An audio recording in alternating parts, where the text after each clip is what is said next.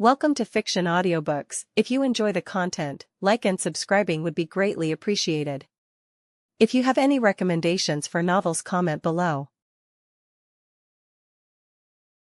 Please join my Patreon at https://www.patreon.com/fictionaudiobook. Chapter 204, 308, Hawk's Origin and Jean's Origin. Yes. George Stacy. His future father-in-law. Though in this timeline, George Stacy still looked somewhat green, clearly a rookie who had only recently joined the NYPD. Hawk turned this over in his mind. He remembered now. Gwen had once mentioned that when George first joined the force, he hadn't been assigned to the 21st Precinct. He'd started as a patrol officer at a precinct in Brooklyn. As for the older officer beside him, the one who appeared to be his partner, that wasn't Ben Urich. Ben Urich had been George's mentor and partner after he transferred to the Major Crimes Unit at the 21st. This other cop. Hawk had no recollection of him. He stood to the side like an outsider, watching the weeping blonde woman. After hearing the full story, his gaze drifted to the second-hand stroller where his infant self and infant sister lay. The reason for young George's visit was simple. The blonde woman's husband was dead. 3 hours ago, his body had been found in an alley about 3 blocks away. The woman wept as she asked a neighbor to watch her son and daughter, then left with the officers. By the time she returned that evening, her eyes were swollen from crying. She clutched a shopping bag from the precinct. The bag was blood-stained and crumpled. 3 cans of formula. 2 outfits, one for a boy, one for a girl. Hawk stood silently, watching the woman pull each item from the bag. His brow furrowed slightly. The next second, light and shadow reversed around him. Now he stood beneath a street lamp, and not far away stood a building he knew well, St. Paul's Church, the orphanage that had taken in him and his sister. The blonde woman pressed a deep kiss to his and his sister's foreheads, then placed them at the church doorstep. She knocked on the door and fled without looking back. But she didn't truly leave. She hid in the shadow of a nearby building, watching until the church door opened. The priest looked around, found nothing, then carried both infants inside. Only then did the woman allow herself a shuddering breath of relief, grief etched across her face, before finally turning to go. Hawk watched her figure grow smaller and smaller until she vanished from sight. With a thought, he raised his right hand. A single teardrop, the one that had fallen from her cheek the moment she turned away, materialized in his palm. The tear glistened. Hawk felt the emotion contained within it. He gazed in the direction the woman had gone, but his heart remained calm. The same truth applied here as everywhere else. Abandonment came down to 2 reasons. Either you didn't want the child, or you couldn't afford to keep them. But regardless of which it was, all of that was in the past now. Hawk had long since stopped caring. So, Hawk clenched his right fist, glanced at St. Paul's Church in the distance, drew a deep breath, and turned away. He already knew what happened next. He had no desire to relive it. Church foster care, community adoption, none of those memories were worth revisiting. Especially the day his sister died in 2008. He absolutely did not want to experience that again. Therefore, time to get down to business. Time must close the loop. Hawk recalled the Ancient One's words. With a thought, when he next appeared, he found himself inside an ancient castle in Sokovia. A Hydra fortress. Push. You've got this, almost there. Keep going. Ah. Wah. Wah. Wah. A female Hydra operative carefully dried the newborn Jean, wrapped her in swaddling clothes, and handed her to Wanda, equally drenched in sweat on the bed. Wanda looked exhausted, but her eyes shone with excitement and nervousness as she accepted the bundled infant. Hawk watched Wanda lean back against the headboard. Despite her obvious weakness, she gazed at Jean with an indescribable expression, and in his mind, he saw the same look the blonde woman had given him after his own birth. Time flowed onward. In another room of the castle, Pietro met Jean for the first time. Fresh from one of Strucker's enhancement experiments, Pietro looked tired, but he still grinned as he played with the swaddled baby. So, Wanda, have you picked a name? Wanda sat on the couch, nursing Jean in her arms. She nodded at her brother's question, gazing down at her daughter. Jean. Jean. It means God's grace. All right then. Pietro accepted the explanation, studying the infant. He turned to Wanda. I figured you'd just hand the kid over to Strucker the moment she was born. She's my daughter. Maybe her existence was a mistake. But she's my daughter. My Jean. Having just given birth, Wanda spoke with the radiant certainty of new motherhood. She met Pietro's eyes steadily, then returned her attention to the baby in her arms, smiling as she cooed at her. Pietro watched his sister for a moment, then joined in the cooing. Hawk observed from the sidelines like a spectator. Later that night, when silence had fallen over the castle, he appeared soundlessly beside the crib. He gazed down at the sleeping infant within. But the instant he materialized, Jean seemed to sense his presence. Her eyes opened, and as if she could actually see him, her chubby little face broke into a brilliant smile. Originally, Hawk had only wanted a closer look at his daughter by blood. But seeing Jean's radiant smile the moment she noticed him, Hawk smiled too. His right hand reached through the present into the past, gently tapping her tiny nose. "Hello, Jean." As his words faded, a phantom fire phoenix flickered to life in Jean's wide, bright eyes. As if sensing something wonderful, Jean kicked her arms and legs with delight. The next second, the light clicked on.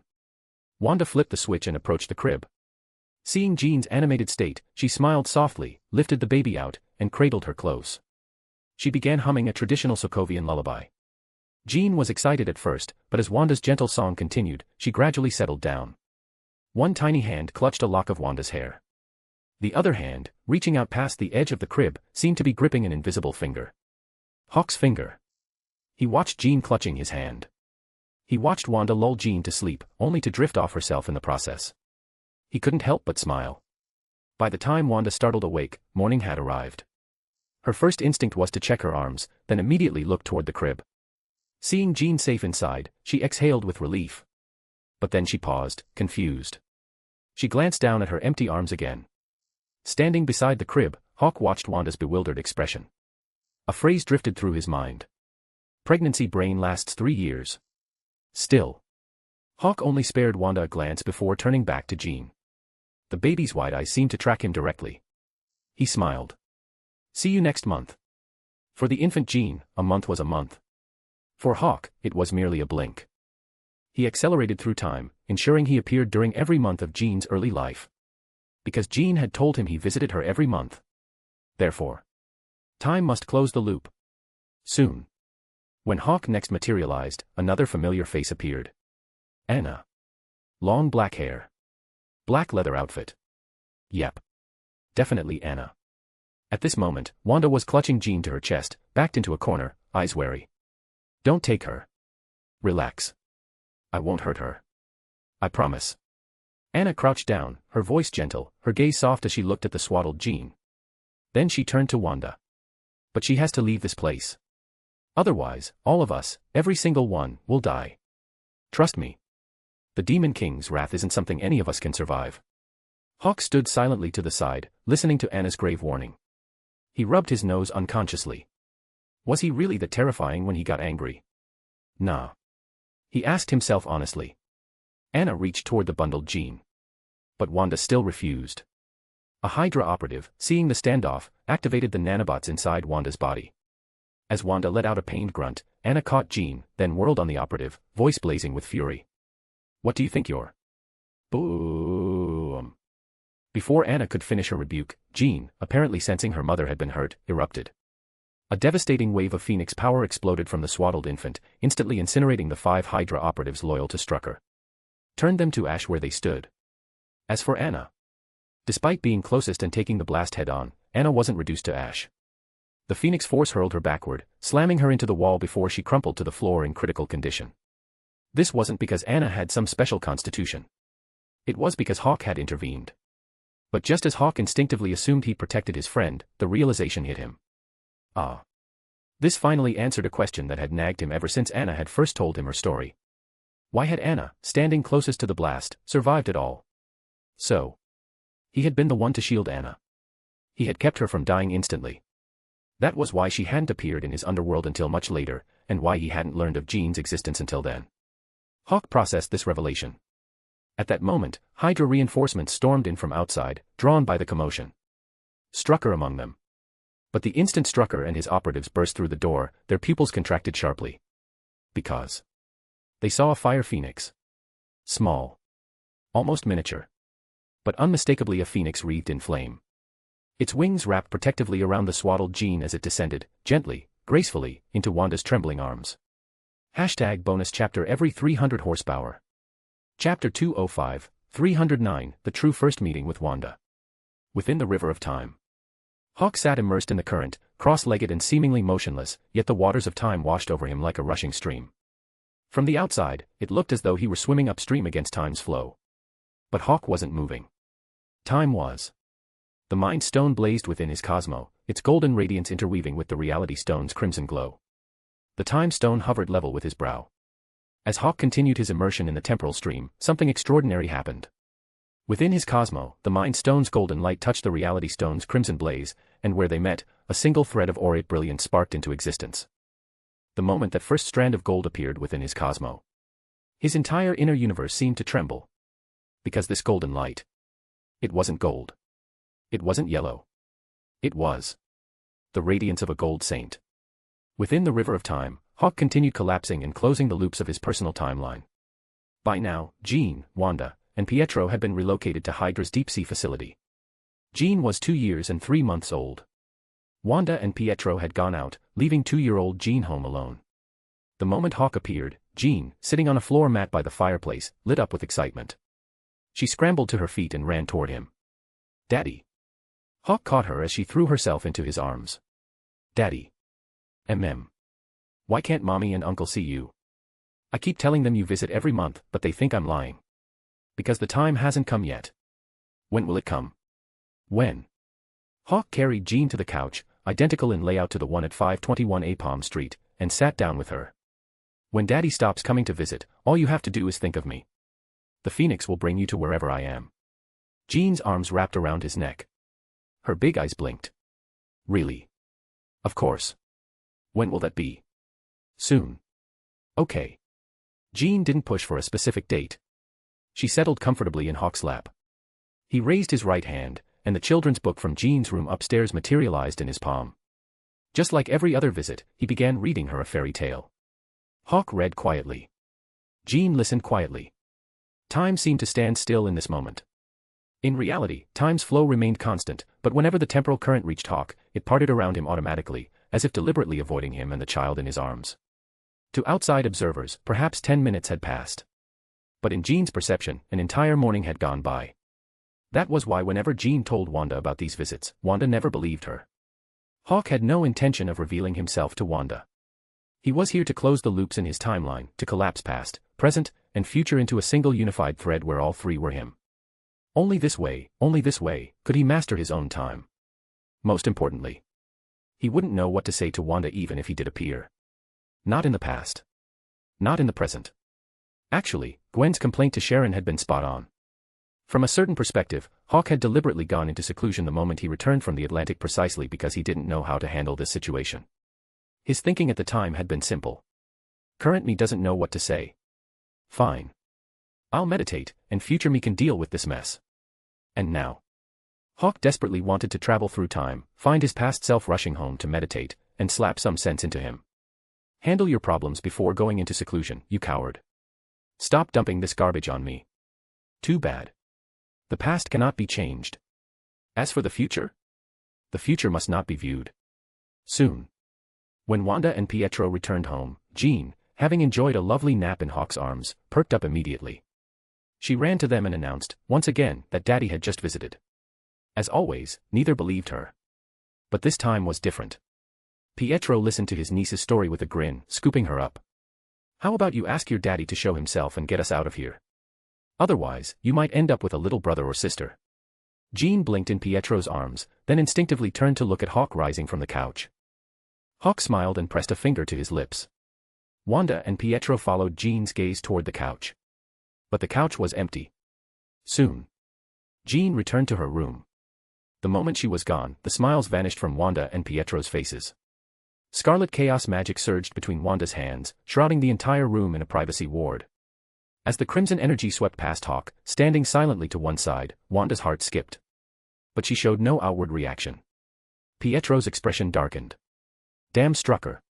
He's treating you like a breeding factory. Wanda's eyes flickered briefly toward the spot where her magic had met slight resistance. She turned to comfort her brother. We don't exactly have the right to refuse. Besides, he promised to help us deal with Tony Stark, remember? We can't take on Stark alone. He has a friend who's basically a god. Pietro rubbed his head in frustration, looking at his sister, who was somehow comforting him. Why are you the only one getting pregnant? Strucker said Jean's father exists on such a high life tier that ordinary women can't bear his children. I'm seriously starting to think this guy and Strucker are working together. Me. Strucker. Working together. Hawk stood off to the side, listening to their conversation. He couldn't help but stare at Pietro, genuinely curious how this guy with the messy hair had reached such a ridiculous conclusion. Wanda shook her head. He's not. Pietro turned to her. You sound pretty sure. Wanda thought about the woman who had appeared in Sokovia, trying to take Jean away. She spoke while watching her brother. That woman clearly knew him. I could sense that she only wanted to take Jean, she had no intention of hurting her. I could feel she wasn't lying. If he found out about Jean's existence, he would be furious. Pietro frowned. But Jean's 2 years old now. He still hasn't found out. He probably has. Huh. Why else would Strucker have moved us from the castle in the middle of the night? I think he was coming. That's why Strucker relocated us and hid us in this deep-sea base, wherever the hell we are. Good point. Pietro nodded thoughtfully at Wanda's analysis, then looked at her. Strucker must be terrified of him. We've been here for months, and Strucker hasn't left once. It's like he's afraid to step outside. That means he's actively hunting for Strucker. The moment Strucker shows his face, he'll find him. Damn. Pietro sucked in a breath, confused. If Strucker's so scared of him, why does he keep making you pregnant? Wanda's gaze drifted unconsciously toward Jean's room on the second floor. Her voice turned hollow. He probably thinks one child isn't enough leverage. He wants more bargaining chips. Pietro swore under his breath. But just as Wanda said, they had neither the power nor the standing to refuse Strucker. Setting aside the nanobots in both their bodies, they couldn't resist for Jean's sake alone. Hawk had heard enough. He turned to leave. Just as he departed from this point in time, Wanda's gaze flicked toward the spot where he'd vanished. Pietro noticed. What is it? Nothing. Wanda snapped back to the present, shaking her head. Over the following months, as Hawk continued visiting Jean and collapsing his timeline's loops, Wanda's belly grew steadily larger. He witnessed Billy and Tommy's birth a second time. Late at night, Hawk materialized silently in the master bedroom. He stood beside the crib, gazing down at Billy and Tommy lying side by side. Unlike Jean, who had sensed him from the moment of her birth, Billy and Tommy showed no awareness of his presence. After all, he had already issued his divine decree. Only children born of his blood and Gwen's would be worthy and capable of inheriting his power. Hawk studied Billy and Tommy in the crib. He reached out, gently touching each of their foreheads, then turned to leave this point in the timeline. At that moment, Wanda's voice stopped him just as he was about to go. They're your children. You should give them names. Hawk froze. He turned around. What he saw. Wanda sat upright in bed, scarlet chaos magic swirling in her eyes. This magic, capable of rewriting reality without even needing the reality stone, had helped her pierce through the veil of reality itself. She could see him. Their eyes met. Hawk's brow furrowed slightly. His first meeting with Wanda was supposed to be after he destroyed the undersea base. Not now. What the hell? Had the timeline glitched? Hawk's mind raced. The next second, a memory surfaced, the look in Wanda's eyes when he'd first seen her at the underwater facility. She hadn't flinched. Hadn't tried to hide. And her eyes back then had looked exactly like they did now. Scarlet chaos magic churning in her gaze. As if trying to see through him completely. Wait. Hawk's eyebrow rose. Something clicked. He looked at Wanda sitting on the bed. When did you first see me? Last month. When I was in labor. You were comforting Jean. But you and Pietro. I didn't tell Pietro. I don't know why, but you're not really here, are you? Fair enough. Hawk's thoughts churned. He shook his head with a soft laugh, then met Wanda's eyes. Hashtag bonus chapter every 300 horsepower. Chapter 206, 310, fully locking the past timeline. Hawk Phoenix. Wanda Maximoff. After exchanging names, their eyes met. I've come from the future. The future. Wanda absorbed his words. The scarlet chaos magic swirling in her eyes flickered as she studied him. That explains why you feel like you're not really here. But if you've come from the future and know about this place, why haven't you? The past cannot be changed. Hawk knew what she wanted to ask. He cut her off, his gaze drifting to Billy and Tommy in the crib. Something occurred to him. He looked at Wanda. Do you regret it? What? Wanda was still processing the meaning of the past cannot be changed. Hearing, "Do you regret it?" she glanced up at Hawk instinctively, then followed his gaze to Billy and Tommy. Understanding dawned. She met his eyes. "Are you going to kill us?" "No." Hawk didn't waste time deliberating. From every angle, emotional or logical, he had no motive to harm Wanda. Even killing had to follow certain principles. Besides, Hawk wasn't some bloodthirsty maniac. Sure, he'd wiped out families and exterminated entire tribes, but setting those aside, he was actually quite reasonable. Emotionally speaking, whether he wanted to admit it or not, Jean, Billy, and Tommy were his biological children. Even tigers don't eat their cubs. He had no reason to kill these 3 children. And as their mother, Wanda deserved even less to die. Legally speaking, Wanda was also a victim. Even if she'd initially been willing, looking at it from another angle, if she hadn't been willing, Strucker would have made her willing anyway. So, the one who deserved death was Strucker, not Wanda. The moment Hawk thought of Strucker, he remembered that after acquiring the Mind Stone, he'd been so focused on breaking through to the 7th sense that he'd completely forgotten about Strucker rotting in his underworld prison. "Just wait. Once I'm done with the 7th sense, I'll visit you personally in the prison. The 8 great hells of the underworld. I'll make you the first lucky contestant to experience all 8, courtesy of yours truly." Hawk's thoughts churned. Meanwhile, the moment he said he wouldn't kill Wanda, her voice followed immediately. "Then I don't regret it either." Hawk refocused, looking at her. Wanda met his gaze. Her eyes settled on Billy and Tommy in the crib. "They're my sons. So no, I've never regretted it." Hawk watched her expression shift as she looked at Billy and Tommy, the light in her eyes, the smile on her face. In his mind, he saw the blonde woman holding him and baby Anya with that same look. Wanda's expression right now was identical to that woman's.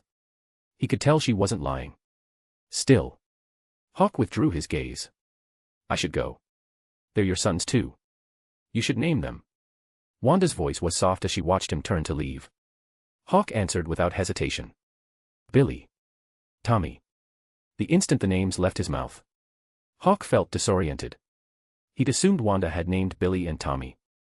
After all, in canon, Billy and Tommy were the names of Wanda's twin sons. But turns out he had named them. The realization hit Hawk the moment Billy and Tommy escaped his lips. He snapped back to the present. Wanda considered the names he'd given, nodded thoughtfully, and turned to the twins in the crib with a gentle smile. "Billy. Tommy." Hawk watched this scene unfold, then turned and vanished from this point in time. Within his cosmo.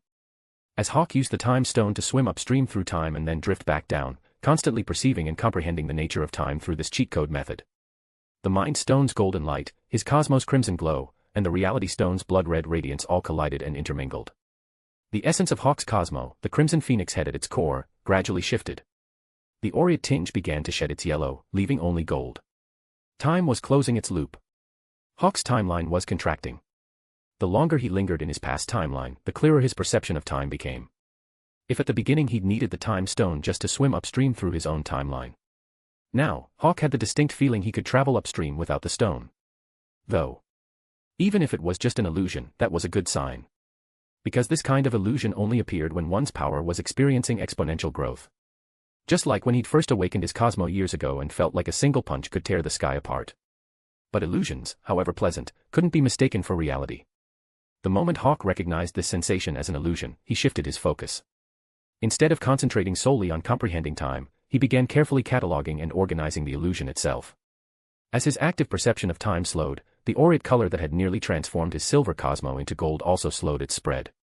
But the pure gold continued saturating faster than ever. One day, Strucker's face twisted with confusion and displeasure as he led a team of Hydra scientists out of Wanda's residence. Pietro waited until Strucker and his people were gone, then returned to the room. He approached his sister and looked at Billy and Tommy, noticeably bigger now, crawling energetically across the floor mat. Billy and Tommy didn't inherit his power. That's what the tests say.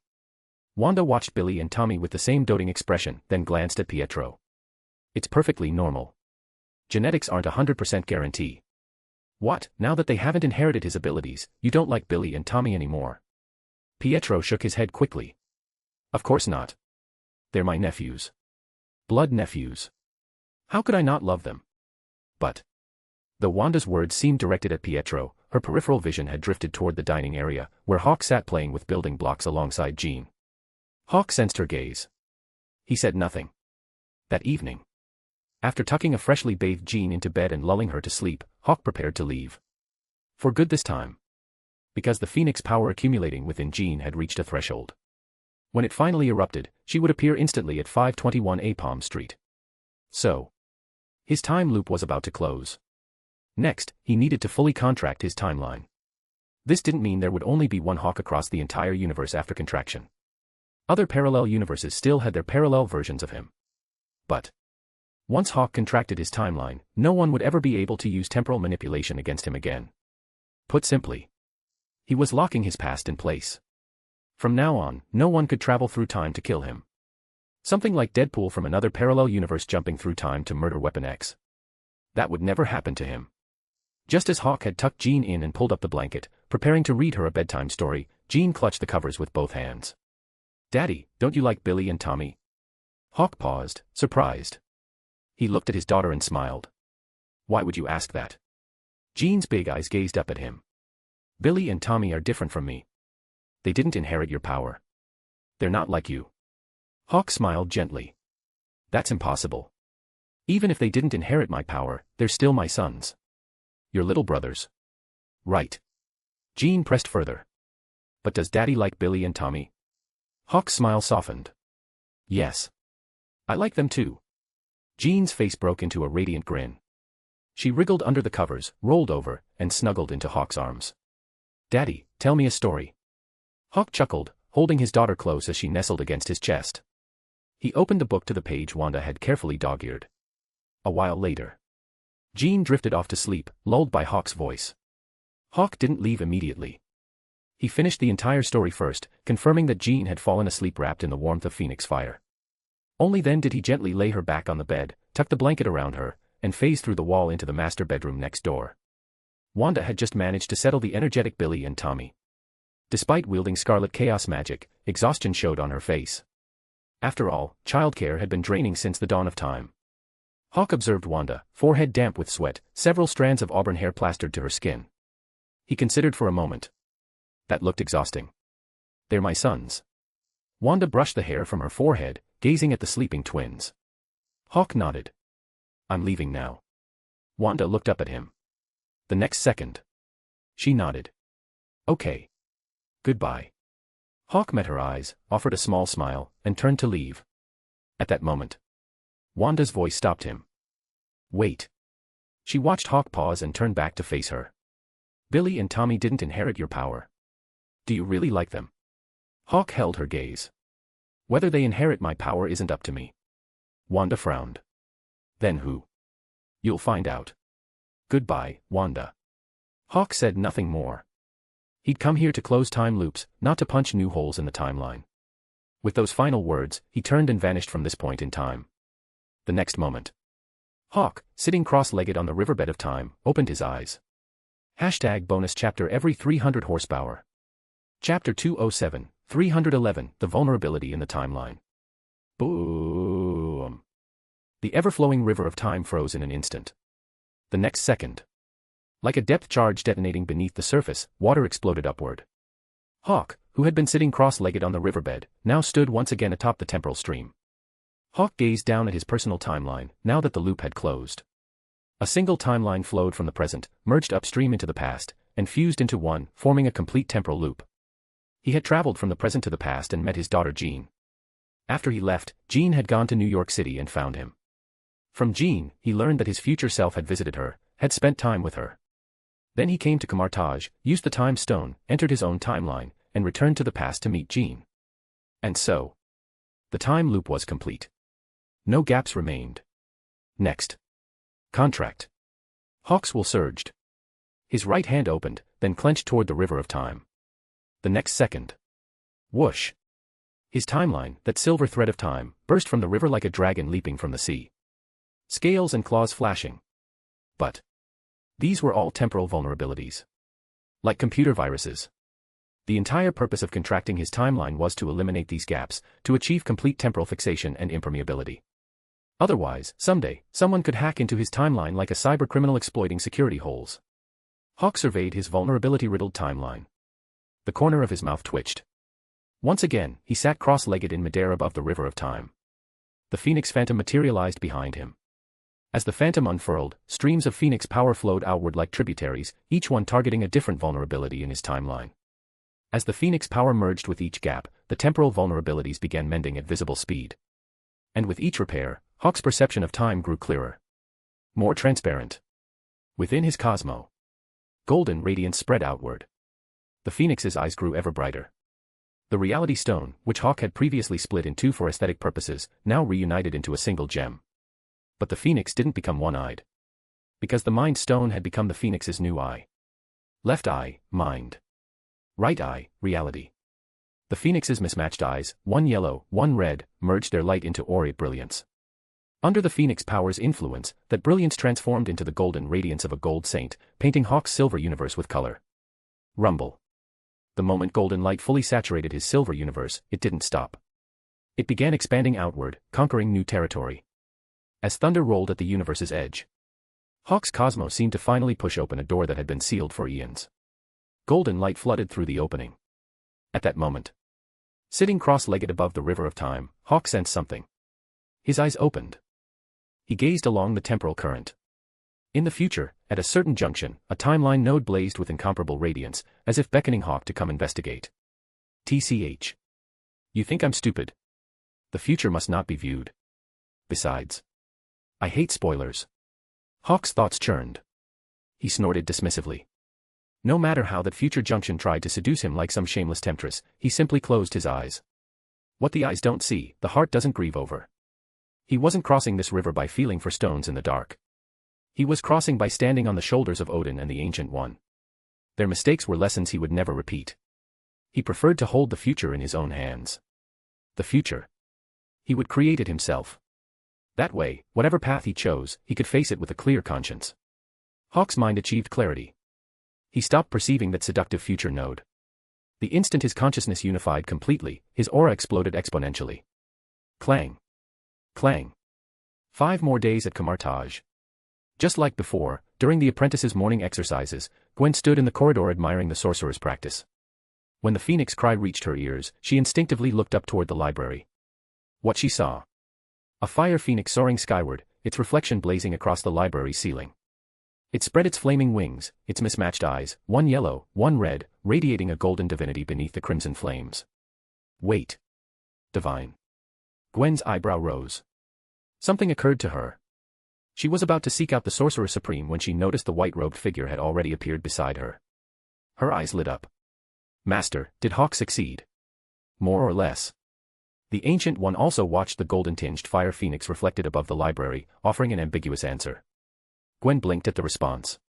But at that moment, the phoenix came fast and vanished faster. In the blink of an eye, it had completely disappeared from the sky above the library. As if everything had been an illusion. Gwen looked at the Ancient One. The Sorcerer Supreme smiled gently. When Hawk opened his eyes again, he found himself in that modest but warmly decorated house. This was where he and his sister had been born. Located in Brooklyn, 3 blocks from Steve Rogers' childhood home, an unremarkable American building from the outside. But this was also the only remaining vulnerability in his timeline that Phoenix power couldn't automatically repair.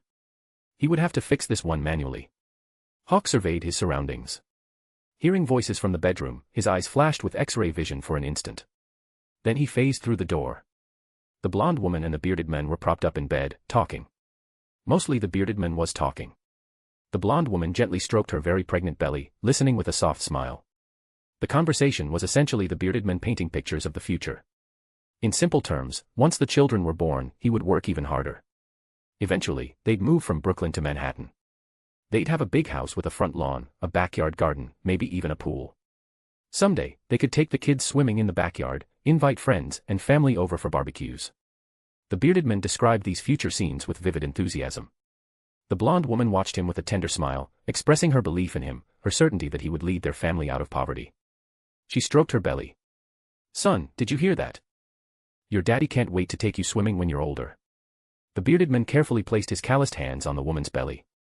His deep voice carried a sense of responsibility. Son, when you're grown, I'll take you drinking and hunting. Then. He looked at the woman. I found a new job. At the shipping container yard on the docks.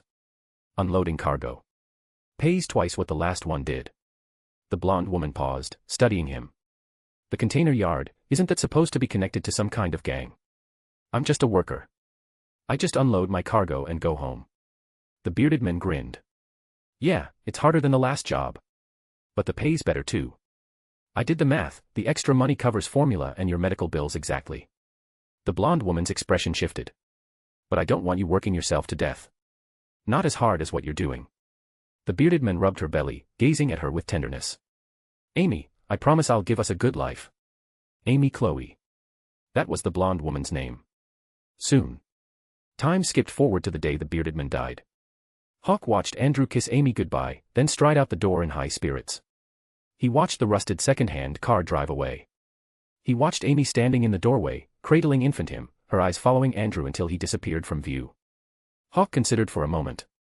The instant he turned, he was seated in the back of Andrew's battered car.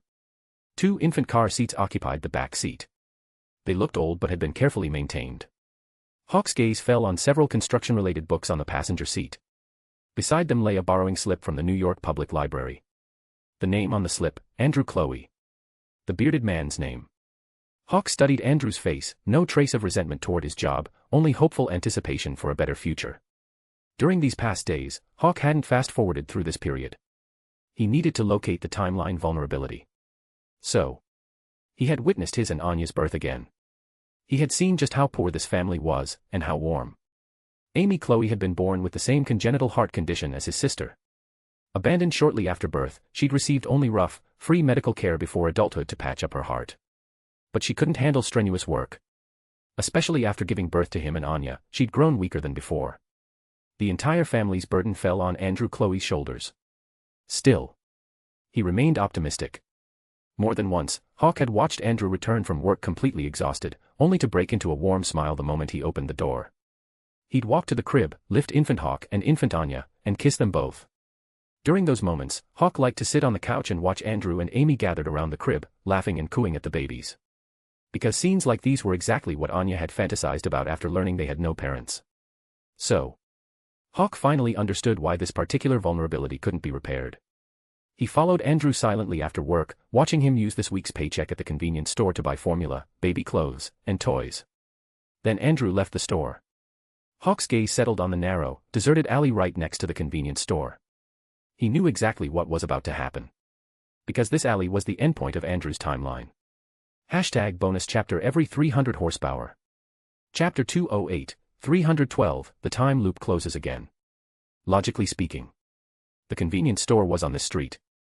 Andrew had northwest reason to park on a different block. But today, one end of the convenience store's street had been closed off due to a road collapse. If he'd approached from the other direction, he would have had to take the overpass and loop around, too far out of the way. Andrew didn't want to waste gas money. Of course. If he really wanted to avoid the detour, he could have driven through a wider alley nearby to reach this street. But here's the thing. Despite his rugged appearance, full beard and all, Andrew was actually a man who followed the rules. Even by Eastern standards of measurement. Put it this way. Andrew was the model employee. A workhorse among workhorses, the kind who'd move without the whip, needing nothing more than a carrot dangled in front of him and some hay to keep going. In short.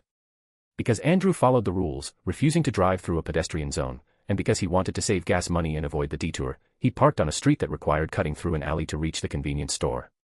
He had no idea this alley would be where his timeline ended. After following Andrew out of the convenience store, Hawk watched the man carry his purchases, baby supplies for his son and daughter, with a happy smile on his face. Andrew was walking toward the endpoint of his existence. Hawk considered calling out to stop him. But there was no point. What had already happened in the past was destined to happen. Even if you changed it, all you'd create was a brand new parallel timeline. Put simply. Modifying the past was copy-paste, not cut-paste. Still, Hawk now had a pretty good idea why this particular temporal vulnerability couldn't auto-repair and required manual intervention. The time loop here hadn't closed. But he'd observed everything up to this point and found no signs of external intrusion. Besides, even if someone had invaded, they should have targeted him, not Andrew. Hawk thought this through, then watched Andrew walk toward the alley. The instant Andrew entered, 2 white men, one tall, one thin, came running from the opposite end. Both looked nervous. 6 eyes met. Get out of the way. Fuck. Andrew stood frozen, seemingly stunned by the scene. That moment of hesitation must have been misinterpreted. Without a word, the two men raised their weapons and squeezed the trigger 3 times in rapid succession. The bullets slammed into Andrew's body. Andrew collapsed, falling into a grimy puddle in the alley. Disbelief filled his eyes, but his arms remained locked around the shopping bag, the gifts for his son and daughter.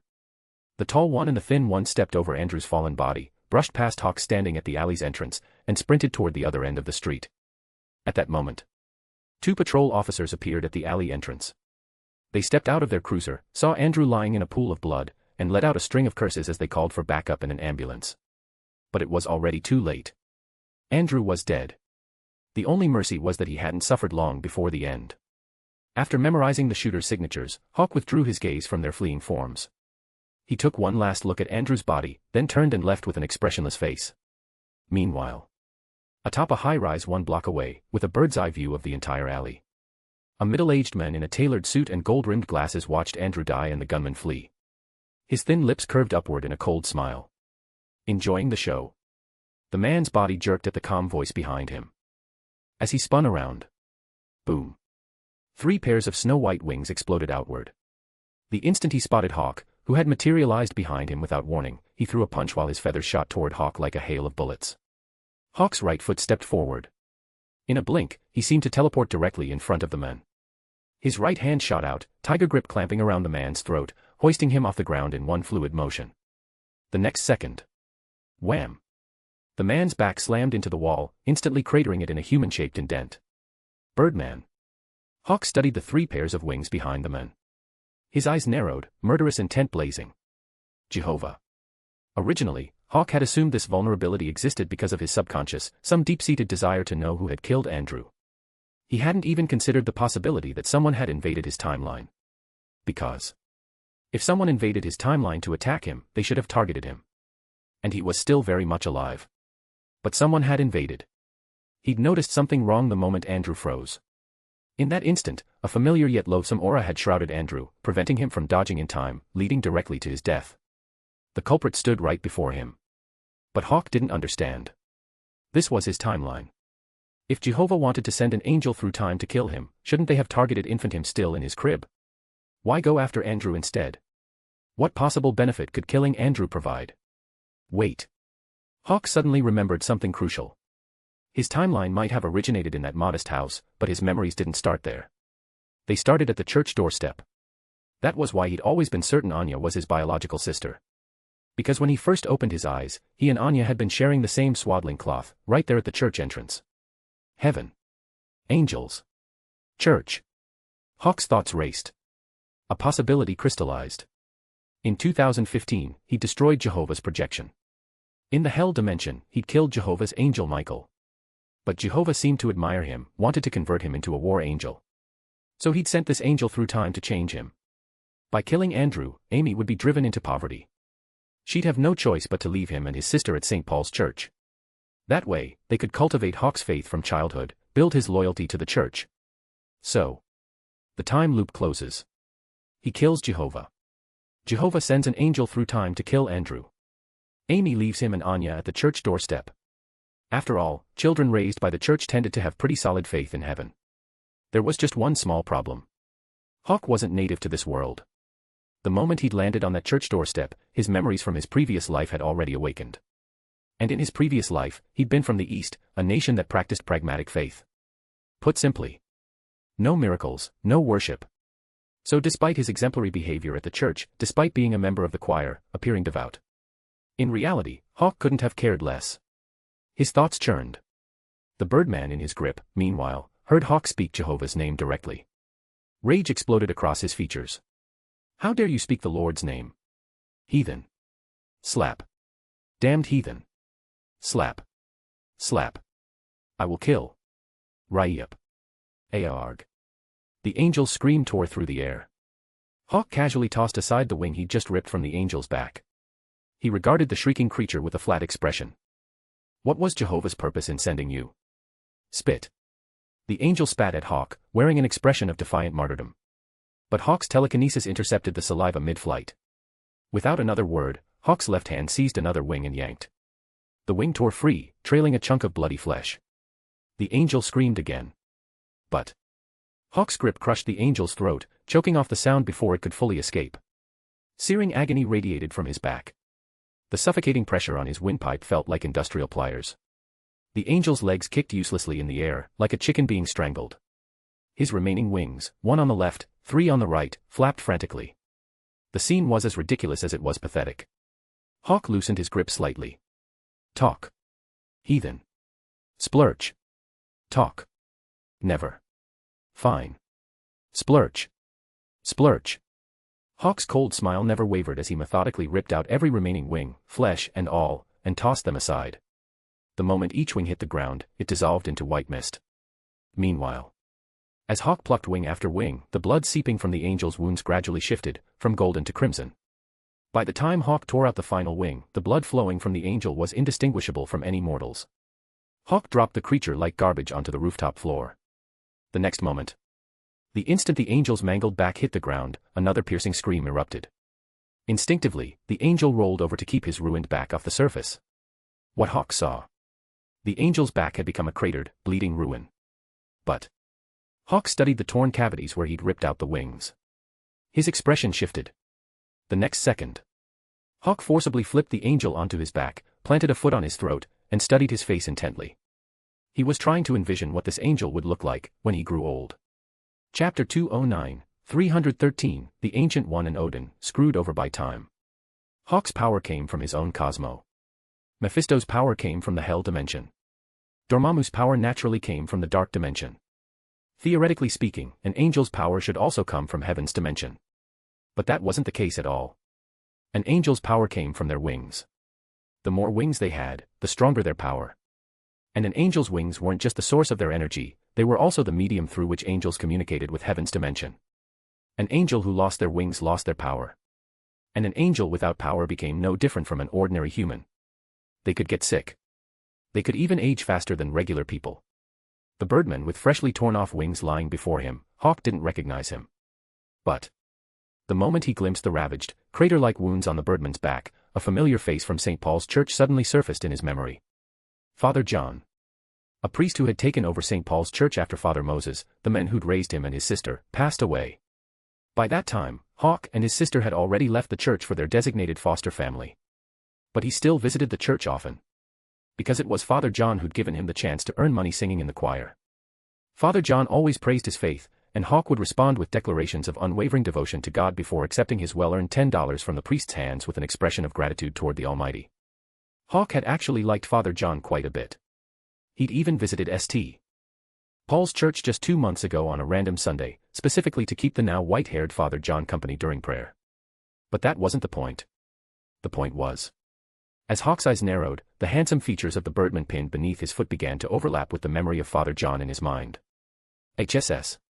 When the birdman's face transformed into Father John's familiar visage before his eyes, Hawk drew in a sharp breath. This birdman was the future Father John of St. Paul's Church. Hawk was stunned. And suddenly, everything made sense. The reason he and his sister Anya had ended up at St. Paul's Church's doorstep in the first place, it was all because of Yahweh trying to kill him by piercing through the timeline. I knew it. No wonder I was the only orphan in a choir full of neighborhood kids from faithful families. And here I was, trusting you all that time. Turns out you were just trying to brainwash me through all that. Hawk's mind raced as he looked down at the birdman who'd passed out from the agony of his torn back. Without hesitation, he spat directly on him. The next second, he grabbed the birdman by the collar, followed his will, and appeared in some unknown alley. He lifted the lid of a dumpster, tossed the birdman inside like garbage, then left without a second glance. The moment his figure vanished from that place, the scene froze like a paused film frame. Sitting cross-legged upon the river of time, Hawk opened his eyes. Before him, the only remaining breach in his timeline was now visibly sealing itself at a speed he could perceive with the naked eye. He'd killed Yahweh. Yahweh had tried to reach through time to convert him. And John, whose true name remained unknown, had been the vessel for that attempt. Hawk had appeared and ripped Father John's wings clean off, trapping him permanently in that past timeline. But the angel hadn't forgotten his mission. After Father Moses died, he came to St. Paul's Church and attempted to train Hawk's faith in God. Hawk, motivated purely by the paycheck, had played along with the faith. Father John believed Hawk had genuinely converted. But Hawk had never believed. His sister died, the system went online, he awakened his cosmo, and he killed Yahweh. And thus, the timeline closed into a perfect loop once more. The moment Hawk completed this time loop triggered by Yahweh, the final temporal breach sealed itself completely. The next instant. Boom. The gates of the seventh sense shattered on cue, dissolving into endless golden light that merged with the radiance already expanding outward toward the edges of the universe. Sitting cross-legged in the hidden chamber of Kamartaj's library, Hawk's existence began flickering through past, present, and future simultaneously, all manifesting upon his form at once. After a while, Hawk opened his eyes. The eye of Agamotto floating before his brow, radiating the light of time, slowly closed, sealing the time stone back within its housing. Almost as if it was terrified he might use it for even one more second. Hawk watched the eye of Agamotto automatically close and settle back onto the stone pedestal. He smiled, rose from the platform, and turned to face the mural of the Vishanti, the three-in-one divine beings, on the wall behind him. The corner of his mouth quirked upward. Why so stingy? I don't have a collecting habit. As long as you lend me the time stone when I need it, I have zero intention of keeping it for myself. He already possessed the reality stone and the mind stone. The reality stone helped him project 100% of his true power, and in the future, it would help him manifest his Phoenix universe once he comprehended the eighth sense. The mind stone nourished his spirit, helping him better comprehend the path to the eighth sense. That was enough. As for the time stone, next time he came, if the new Sorcerer Supreme refused to lend it to him, he could always just take it back by force. Same result either way. With those words, Hawk gave the Vishanti mural a slight smile, turned, took a single step, and found himself in the reception hall. Gwen, who'd been having tea with the Ancient One, noticed the sudden silence from the Sorcerer Supreme. She blinked in confusion, then turned to look. The next second, her face lit up with joy as she sprang from her seat and threw her arms around Hawk.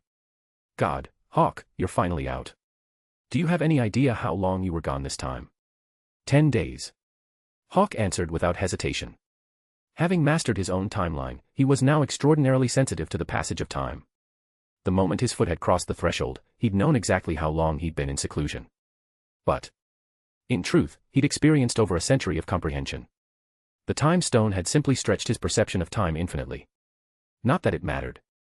What mattered was, he, Hawk, was now a gold saint. Hawk led Gwen back to the tea table and took a seat across from the Ancient One. Thank you. Please. The Ancient One smiled faintly, accepting Hawk's gratitude, then placed a freshly poured cup of tea before him. Hawk took a sip, savored it briefly, then drained the cup in one go. After a while, Gwen stood and excused herself to pack her things in the guest room. Hawk turned his gaze to the Ancient One. You knew from the start that something was wrong with my origins.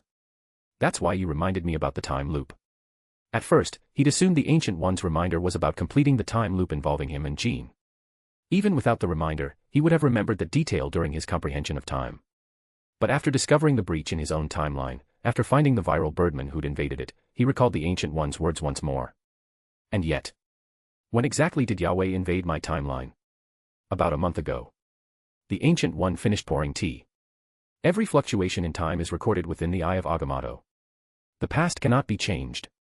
Hawk chuckled. I never intended to change it. Andrew's death is a temporal anchor point. I understand that perfectly. He wasn't some idiot like the Flash, who relied on his speed to reverse time at will. Everyone knew you could never tell how many different versions of the Flash were present on the night his mother died. Barry Allen had tried to alter the timeline. And what happened? He'd turned his own timeline into a complete disaster. Every change spawned a more powerful enemy. The consequences were endless. But Hawk thought for a moment, then looked at the Ancient One. Knowing that we weren't deliberately abandoned, that knowledge will make my sister Anya very happy. The Ancient One held her teacup, smiling warmly as she watched him speak. And you? Me. Hearing those words, Hawk smiled faintly and lifted his own cup. The past cannot be changed. So, here's to the future. He raised his cup toward the Ancient One, clinked it against hers, drained it in one go, then asked with a grin, when will I see you next? The Ancient One refilled both their cups, then lowered her hands naturally and regarded Hawk. Did you really not look at any of your future? Not at all. Hawk shook his head decisively. Then, remembering that seductive future node beckoning him like some shameless temptress, he added, I have no desire to see my entire future laid out before me. I prefer the unknown, it keeps me excited about what's to come. Hearing Hawk describe how he'd remained unmoved by the temptation of the future while standing on the timeline, the Ancient One shook her head. Odin and I weren't as strong as you. Because the temptation Hawk described, both she and Odin had experienced it. But unlike Hawk, she and Odin had both chosen to look. After all, Odin had just conquered the 9 realms back then. Ambitious and in his prime, Odin had consumed the fruit of wisdom, declared himself supreme above heaven and earth, and stolen a glance at the future. Only to witness Ragnarok. She'd been no different. But her situation was slightly distinct from Odin's. Odin, in his arrogance, had wanted to see the future of the 9 realms, and so he'd witnessed the twilight of the gods. The Ancient One had wanted to see whether her future self would succeed in protecting Earth. She remembered that time clearly, freshly chosen by the Vishanti, wielding the time stone to suppress every dimensional demon, finally restoring peace to Earth. Then, standing upon the timeline, she'd been seduced by the future and glimpsed her own death. From that moment on, she'd used the time stone to observe every possible future, desperately searching for a way to extend her own timeline. And then she'd seen Hawk arriving at her doorstep, seeking to borrow the time stone and the payment he'd promised in return. As they spoke, Gwen had finished packing. Seeing this, Hawk drained his final cup of tea, rose from the cushion, and was about to leave when he turned back to the Ancient One. "Is there anything you need me to do?" "See you in the future." The Ancient One stood with her hands clasped behind her back, a serene smile on her face. Understanding her meaning, Hawk laughed softly, returned the farewell with his own "see you in the future," then walked over to Gwen. Gwen stood with a single strap bag containing a few changes of clothes slung over her shoulder, arms open wide. Hawk wrapped his arms around her. One step forward. Whoosh. Chapter 210, 314, The One Beyond All Pardons. I'm lowering the bonus chapters from 300 horsepower to 100 horsepower. Next bonus, 100 horsepower. A question. How long does it take for light to travel from Nepal to New York City? The speed of light in a vacuum is constant, roughly 300,000 kilometers per second. While the atmosphere caused some slight deceleration, the difference was negligible enough to ignore. Nepal sat approximately 12,000 kilometers from New York City. So, light would take about 0.04 seconds to make that journey. Hawk was no different. The moment Gwen wrapped her arms around him, still thinking about asking him to fly a bit faster, before she could even open her mouth, she found herself staring at a familiar tree and familiar flowers. She froze. Hawk glanced at Gwen's slack-jawed expression, one eyebrow arching upward. "What's wrong?" "You." Gwen looked up instinctively. We're already back." Hawk smiled faintly. "I was in seclusion for all those days. Should have something to show for it, otherwise, what was the point?" "Fair enough." Gwen considered this, nodded, then placed both hands on Hawk's shoulders and began circling around him, inspecting him from every angle. Hawk laughed. "What are you doing?" "Checking what's different about you." Gwen stopped circling and looked up at the man standing before her. "You don't seem any different." Hawk's lips quirked. "My Cosmo got stronger." He had nothing to hide from Gwen. As he spoke, he took her hand and led her toward the living room. Right now, a single thought was all it took to ignite his Cosmo completely and infinitely. Unlike before, when his Cosmo burned in stages, with power building incrementally. To put it simply, before, Hawk needed roughly 3 seconds to accelerate from 0 to 100. Now, he could go from 0 to 100 instantaneously. That was the fundamental difference between comprehending the 7th sense gold Cosmo versus silver Cosmo. If 100 bronze saints weren't enough to challenge a single silver saint, then 1,000 silver saints weren't enough to challenge a single gold saint. Behind the living room bar counter, Gwen propped her chin on her hand, listening to Hawk's explanation, blinking a few times before summarizing. "So, you got stronger again."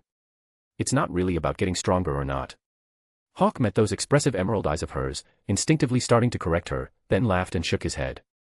"All right, fine. Yes, I got stronger."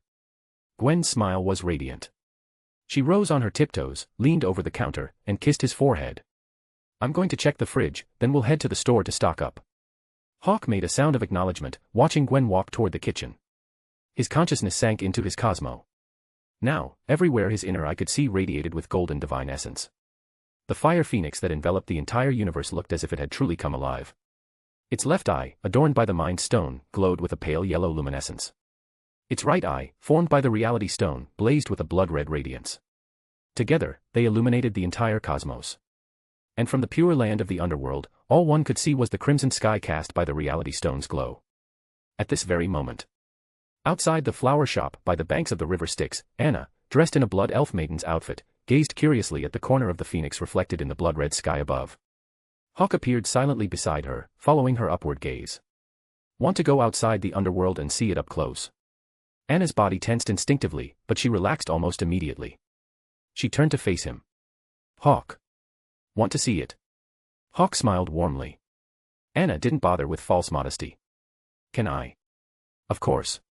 With those words and a single thought, Hawk brought Anna out of the underworld and into the space above it. The infinite cosmos stretched before them. Golden divine essence permeated everything. The fire phoenix, its form vast enough to blot out the heavens. Left eye, pale yellow. Right eye, blood red. And below them, the underworld spread out like a flat continent suspended in the void. Anna gazed down at the realm beneath her feet. I always assumed the underworld would be spherical. It will be eventually. Hawk smiled faintly. The underworld had been created using fragments of law of life and death, catalyzed by the reality stone. He hadn't mastered the complete law of life and death yet. If he had, he would have already begun distributing the souls currently residing in the underworld across the various planets of his universe. The more life his universe contained, the weaker the instinctive rejection from the Marvel universe would be when his cosmos finally manifested. After all, one approach was freeloading your way in. The other was buying in as an investor. Even the Marvel universe itself knew which option was preferable. After a while, once Anna said she'd seen enough, Hawk returned them to the pure land of the underworld. Anna's feet touched the sacred ground once more. She turned to Hawk. Thank you. We're friends. That's never going to change. Hawk said this simply, then shifted topics. So how have things been? These past days in the underworld. Anna's expression was relaxed, her tone genuine. I feel at peace. This kind of carefree existence, I never could have imagined it before. As long as you're happy. Hawk smiled. If you ever want to pardon Alexander Pierce, I won't object, Anna. He'd actually expected Anna to grant Pierce one of the underworld blooms. But Anna hadn't pardoned Alexander Pierce. Hawk refused to believe someone as sharp as Anna hadn't understood the implication behind his gift of the flower shop. His anger toward Alexander Pierce had already faded the moment Anna arrived here safely. For the sake of the monk, show mercy to the Buddha. Because Anna was his friend, he'd given her the power to grant clemency. Hearing this, Anna shook her head. I want to wait a little longer. All right. Hawk nodded with a smile. The bloom is yours to do with as you please. I'm heading down to the third prison first. Strucker's been here quite a while now, and I haven't properly welcomed him yet. Anna blinked, looking at Hawk. Hawk read the meaning in her eyes. Want to come along? Thank you. Anna nodded without hesitation. The third prison of the underworld. The grinding stone prison. An endless wasteland stretched beneath three colossal stone pillars that rolled eternally, each one massive enough to crush anything in its path. Strucker, Namor, the remnants of Wakanda, and the survivors of Talokan all served their sentences here. By the time Hawk arrived, these prisoners had been crushed to death by the stone pillars over 100,000 times. Yet they still ran desperately across the infinite wasteland. Not just because of the excruciating agony of being ground to paste beneath those pillars, but because they clung to a sliver of hope. Maybe, just maybe, if they ran far enough, they could escape the pillars' reach. But that was impossible. They would never reach the end. Because in their perception, they felt like they were always sprinting forward. But from where Hawk and Anna stood, watching from above, these prisoners were running in circles across the endless wasteland. The stone pillars rumbled onward. Strucker sensed the thunderous grinding behind him. He glanced back, and saw the pillar bearing down like a mountain blotting out the sky. The next instant, he was crushed to death.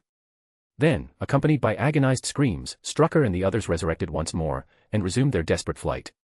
Hawk hovered above the third prison, silently watching Strucker and the others die and revive beneath the grinding stones. Anna stood beside him, observing quietly. After a while, noticing Hawk hadn't moved or spoken, curiosity got the better of her. Weren't you going to talk to Strucker? Changed my mind. Hawk withdrew his gaze and laughed softly. Seeing me would give him hope. I don't want to give him hope anymore. Let him stay here and suffer for eternity. Oh, and don't give him one of your flowers. He's the kind who doesn't get pardoned even when pardons exist. Anna let out a small laugh. I wouldn't give him one anyway. If not for him, you might have discovered what he was doing sooner. Hearing this, Hawk recalled what he'd seen of Anna in the past while contracting his timeline. He thought for a moment, then looked at her. Actually, that was partly my fault. Anna blinked in surprise. Hawk chuckled. Didn't you ever wonder why the Hydra agents who faced Jean's Phoenix Fire head-on were all incinerated, but you, who was holding her, only ended up in critical condition instead of dead? Anna's eyes widened slightly. Hawk didn't keep her guessing. He gave her a brief explanation of how, during his recent journey through the timeline, he'd instinctively shielded her from part of the Phoenix Fire. It had been pure reflex at the time. So, Anna's 2-year coma was technically on him. After finishing his explanation, Hawk changed the subject. Hey, I saw your expression when you were holding Jean. You really like kids, don't you? Anna paused at the question, but didn't press further about the previous topic.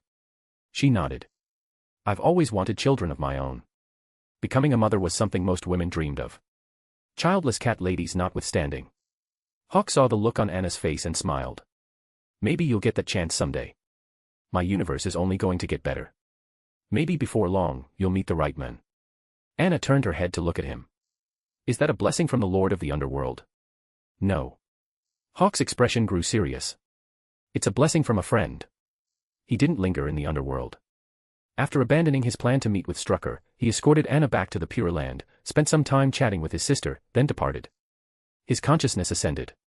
Hawk opened his eyes. 1,000 tangled threads sorted themselves one by one.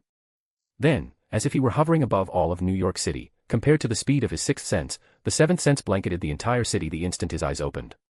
Seventh sense, contemplation. A flash of gold flickered through Hawk's pupils, and a church materialized in his mind's eye. Inside the church, before a statue of Jesus, stood a priest who appeared to be around 60 years old. His hair had gone completely white, and his face radiated benevolent warmth as he murmured what seemed to be a prayer. Chapter 211, 315, News from the DC Universe. A few days later. Queens. St. Paul's Community Church.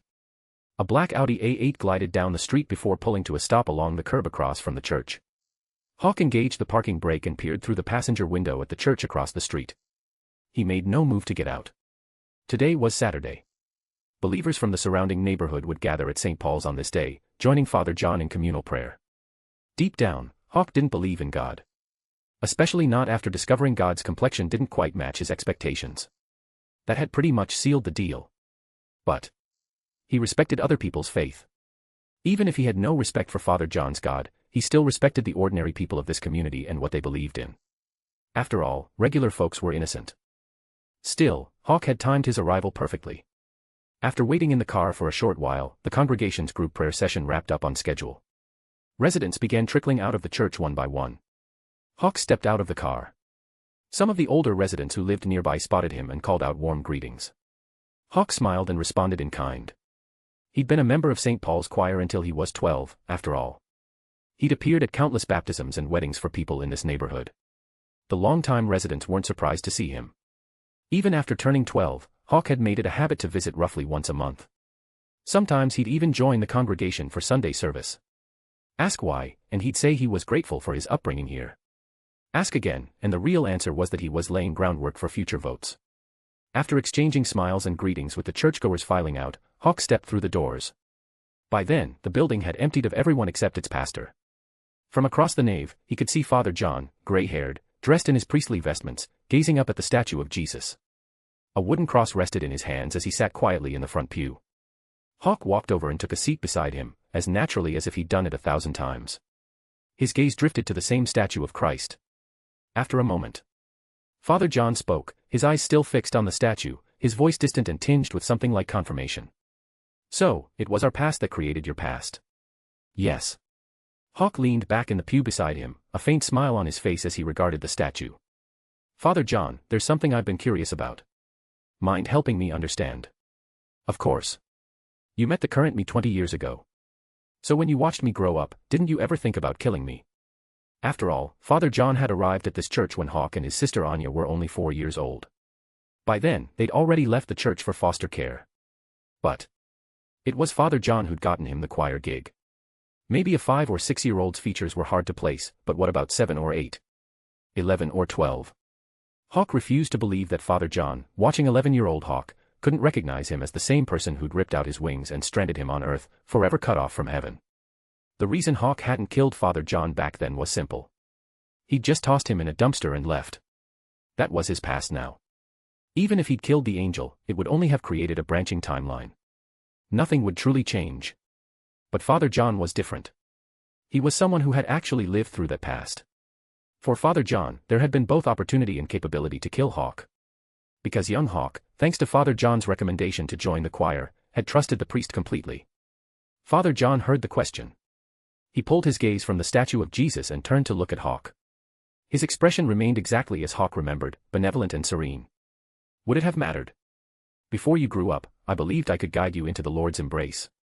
And in truth, I succeeded. Your faith was devout. More devout than anyone else in the choir. Every examination, you scored at the top. Every scripture verse, you could recite from memory. My mission was to alter your destiny, to let you grow up bathed in the Lord's light. The Lord wanted your conversion, and you did convert.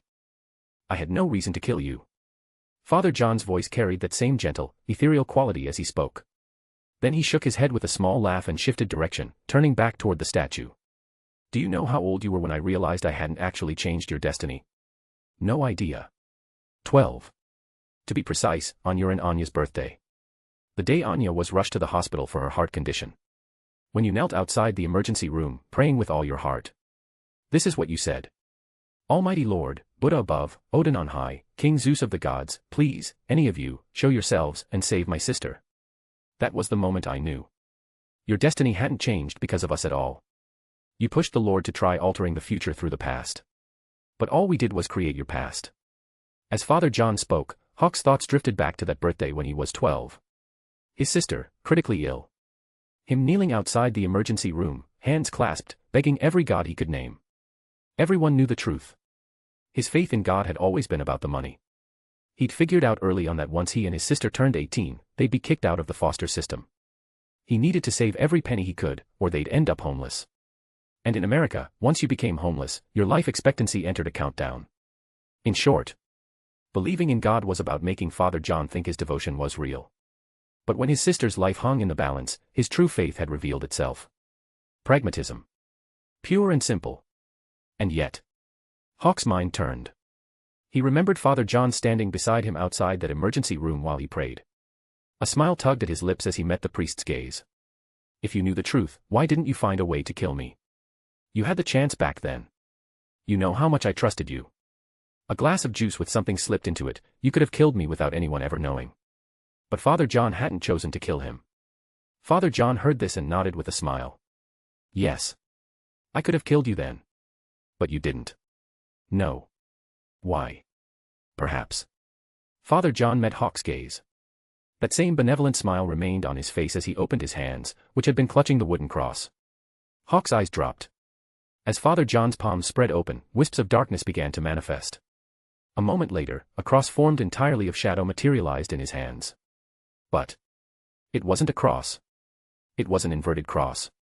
Hawk's eyebrow rose. Father John's voice grew distant.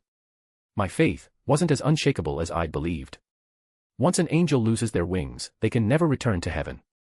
And after living among humans for so many years, I'm no longer the angel Apollyon. I'm just John. A human. My divinity has gradually been replaced by humanity. My thoughts and desires are no different from any mortals now. Everyone fears death. But I fear it more than most. So. Father John's right hand traced over the dark inverted cross resting in his left palm, the source of power keeping him alive. Then he looked at Hawk. Samuel helped me. Samuel. A spark of recognition flashed through Hawk's mind. Lucifer. Yes. Father John nodded. When Samuel left, the Lord lost an archangel. And you were meant to be the second Samuel the Lord hoped to create. Hawk frowned slightly. Is Lucifer in this universe too? No. Father John shook his head. But Samuel's power shares the same origin as heaven's. That's why I was able to borrow enough of his strength to survive until now. However, it's time for me to go. Hawk laughed softly, looking at the priest. I haven't decided whether I'm going to kill you yet, Father John. Father John shook his head. Even if you don't kill me, I still have to leave. Where to? To Samuel. A trace of wry amusement crossed Father John's face. Samuel said he wants to take a vacation for a while. He asked me to manage hell in his absence. I agreed. But I knew you'd come looking for me eventually, so Samuel and I made an arrangement. Once you found me, I'd go to him. Hawk's thoughts churned. Lucifer. A vacation. Where would he vacation? Los Angeles. And instead of running hell properly, he'd partner up with some female detective to solve crimes. Wait a minute. That was DC Universe stuff. Hawk processed this internally, then refocused on Father John, who had risen from his seat. Whoosh. Four wings unfurled from Father John's back. But they were black. Pitch black. Father John's expression remained warm and benevolent as he faced Hawk. You can choose to kill me now. or you can let me go. Heh. Hawk studied the priest before him. After a moment's thought, he shook his head with a smile. When I was 12, you didn't kill me. Now, I won't kill you either. As he spoke, Hawk rose from his seat as well. Hands in his pockets, he regarded Father John, whose kind expression made him look more like Yahweh, and let a small smile cross his face. Safe travels, Father. Thank you. Hearing Hawk's farewell, something in Father John's expression seemed to release. He murmured his thanks, then slowly closed his eyes. The next instant, black flames engulfed his entire form. In the span of a heartbeat, Father John, wreathed in dark fire, twisted into a single black point, then vanished from Hawk's sight with a soft whoosh. Once the dark point disappeared, Father John was gone. Hawk stood with his hands in his pockets, gazing at the statue of Jesus. Just then, his phone rang. Sharon. Hawk, we've got a lead on Amy Chloe. Chapter 212, 316, Amy, living in the past. Amy Chloe. Birth name, Amy Oliver. Orphan. Born 1973. Currently 42 years old. Social security number. Registered address, Orps Community, Queens. This is her most recent registered address. However, this address is a year old. Sharon Carter sat at her workstation in Shield's New York hub, eyes scanning the financial records displayed on her monitor. 8 months ago, Amy Chloe's finances collapsed completely. She's bankrupt. Every credit card under her name has been frozen. After leaving the church, Hawk had brought his Audi A8 along and appeared silently on a street corner in the Orps community that Sharon had mentioned. His gaze settled on the weathered 5-story tenement building across the road. He acknowledged Sharon's report, thanked her, and ended the call. The next second, he pushed open the car door, crossed the street, and approached the entrance of the tenement building. A glance at the intercom panel, broken for God knows how long, and he pushed straight through the front door. The smell inside the building was like stepping into another world entirely. But Hawk had already shut down his sense of smell. Expression unchanged, he made his way up the equally decrepit staircase beside the entrance. The steps creaked and groaned beneath his feet as he climbed toward the 4th floor. Why not take the elevator? Not because it was broken. The elevator worked fine. But every ride cost money. It was one of the few sources of income for whoever managed this crumbling building. Soon enough, as Hawk rounded the corner of the stairwell, the moment his right foot touched down again, he found himself standing inside a cramped apartment, roughly 300 square feet at most. Room 405, 4th floor. The place was full of life's little details. Old. But clean. It reminded Hawk of the room he'd seen when he'd contracted his timeline and traveled into the past. The difference was, if that room had been old but clean, this apartment carried something else entirely. Its owner seemed to be living in the past. Yellowed photographs lined the top of a battered cabinet, a couple's portrait, a pregnant woman, a family of 4. Each one sat in an equally aged frame, propped against the worn surface. A stuffed animal so old its fur had mostly fallen out on its own. And in the corner, taking up far more space than it should in such a tiny apartment, sat an antique crib. Hawk swept his gaze across the layout, small enough to take in with a single glance, then walked over to the kitchen counter. Pill bottles crowded the surface, an overwhelming array of medications. He moved closer, examining the labels. Some bottles were nearly empty. Others hadn't been touched yet. The ones that still had pills in them alone numbered at least 8 different prescriptions. Just then, footsteps echoed from outside. A moment later, the sound of a key sliding into the lock made Hawk turn toward the apartment door. The next second, a woman stepped inside. Her hair, once golden, had dulled to a brittle, faded yellow. Her complexion was pale, her lips tinged with an unhealthy purple. She looked frilier than most women her age, her frame worn thin by time and hardship. Amy Chloe. After pushing his Cosmo to the gold level, Hawk had unlocked additional processing power from the reality stone.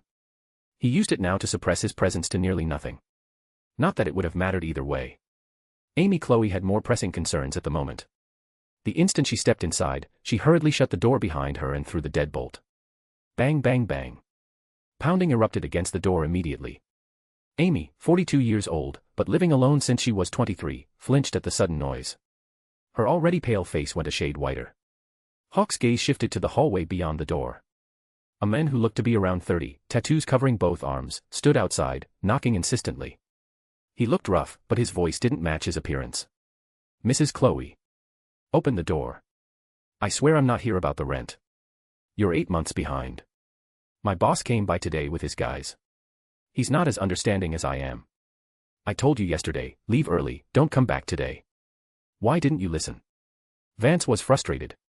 Sure, he was a low-level gang member, but he wasn't like the truly vicious ones in the crew. That's why his boss had stuck him here as building manager in the first place. This tenement was one of the gang's properties. The actual owner was more than happy to let them handle collections. Other people's money could be stalled, but nobody stiffed a gang and got away with it. And yet, Vance thought about Amy Chloe's circumstances. He'd felt sorry for her, so he'd only ever nagged her about paying up. He'd never reported her to his boss. Until a few days ago, when his boss had called him in to review the books, and found out. Thinking about his boss's brutal methods, Vance snapped back to the present. He looked at the still-closed door inside. Mrs. Chloe. This the place? Yeah, boss. 405. Just as Vance was about to tell Amy she was on her own, his boss arrived, a hulking brute in a leather jacket, the same tattoo on his arms, flanked by 2 enforcers, one black, one white. Vance stiffened. Thinking of the woman inside, over 40, husband dead, children gone, he shook his head, forced a smile, and stepped forward. Boss, Mrs. Chloe already transferred me the rent. Get out of my way. His boss shoved him aside and strode straight to Amy's door. Without breaking stride, he raised his foot. Hawk watched Amy, back pressed against the door, face ashen, clutching her chest, expression twisted in what looked like genuine pain, and frowned. The next second, he saw the brute outside raise his foot to kick the door down. The door didn't budge. What moved was the man trying to kick it. The instant his foot connected, his entire body launched backward, slamming into the hallway wall with a heavy thud. Vance stood frozen. The 2 enforcers flanking their boss went rigid. The brute picked himself up off the floor, shaking his head. Confused but undeterred, he marched back and threw another kick at the door. Crash. This time, nothing unexpected happened. The door flew open under the impact. And then, the brute found himself staring at Hawk, who stood in the middle of the apartment cradling a frail older woman in his arms. Amy. Who the hell are you? Vance had followed his boss over. The sight of Hawk, appearing out of nowhere inside the apartment of a woman who lived completely alone, left him visibly shaken. Hawk looked down at the unconscious Amy in his arms, then lifted his gaze to the brute. His eyes were ice cold. The brute met Hawk's stare, let out a low chuckle, and decided to make the first move. He stepped forward with his right foot. The next instant. Instant vaporization. PFF. A flash of golden light, and the brute vanished from existence on the spot. Vance standing nearby went rigid. The 2 enforcers beside him, who'd been planning to drag the traitor Vance back to face consequences, stood paralyzed with shock. Hawk spared the remaining 3 a glance.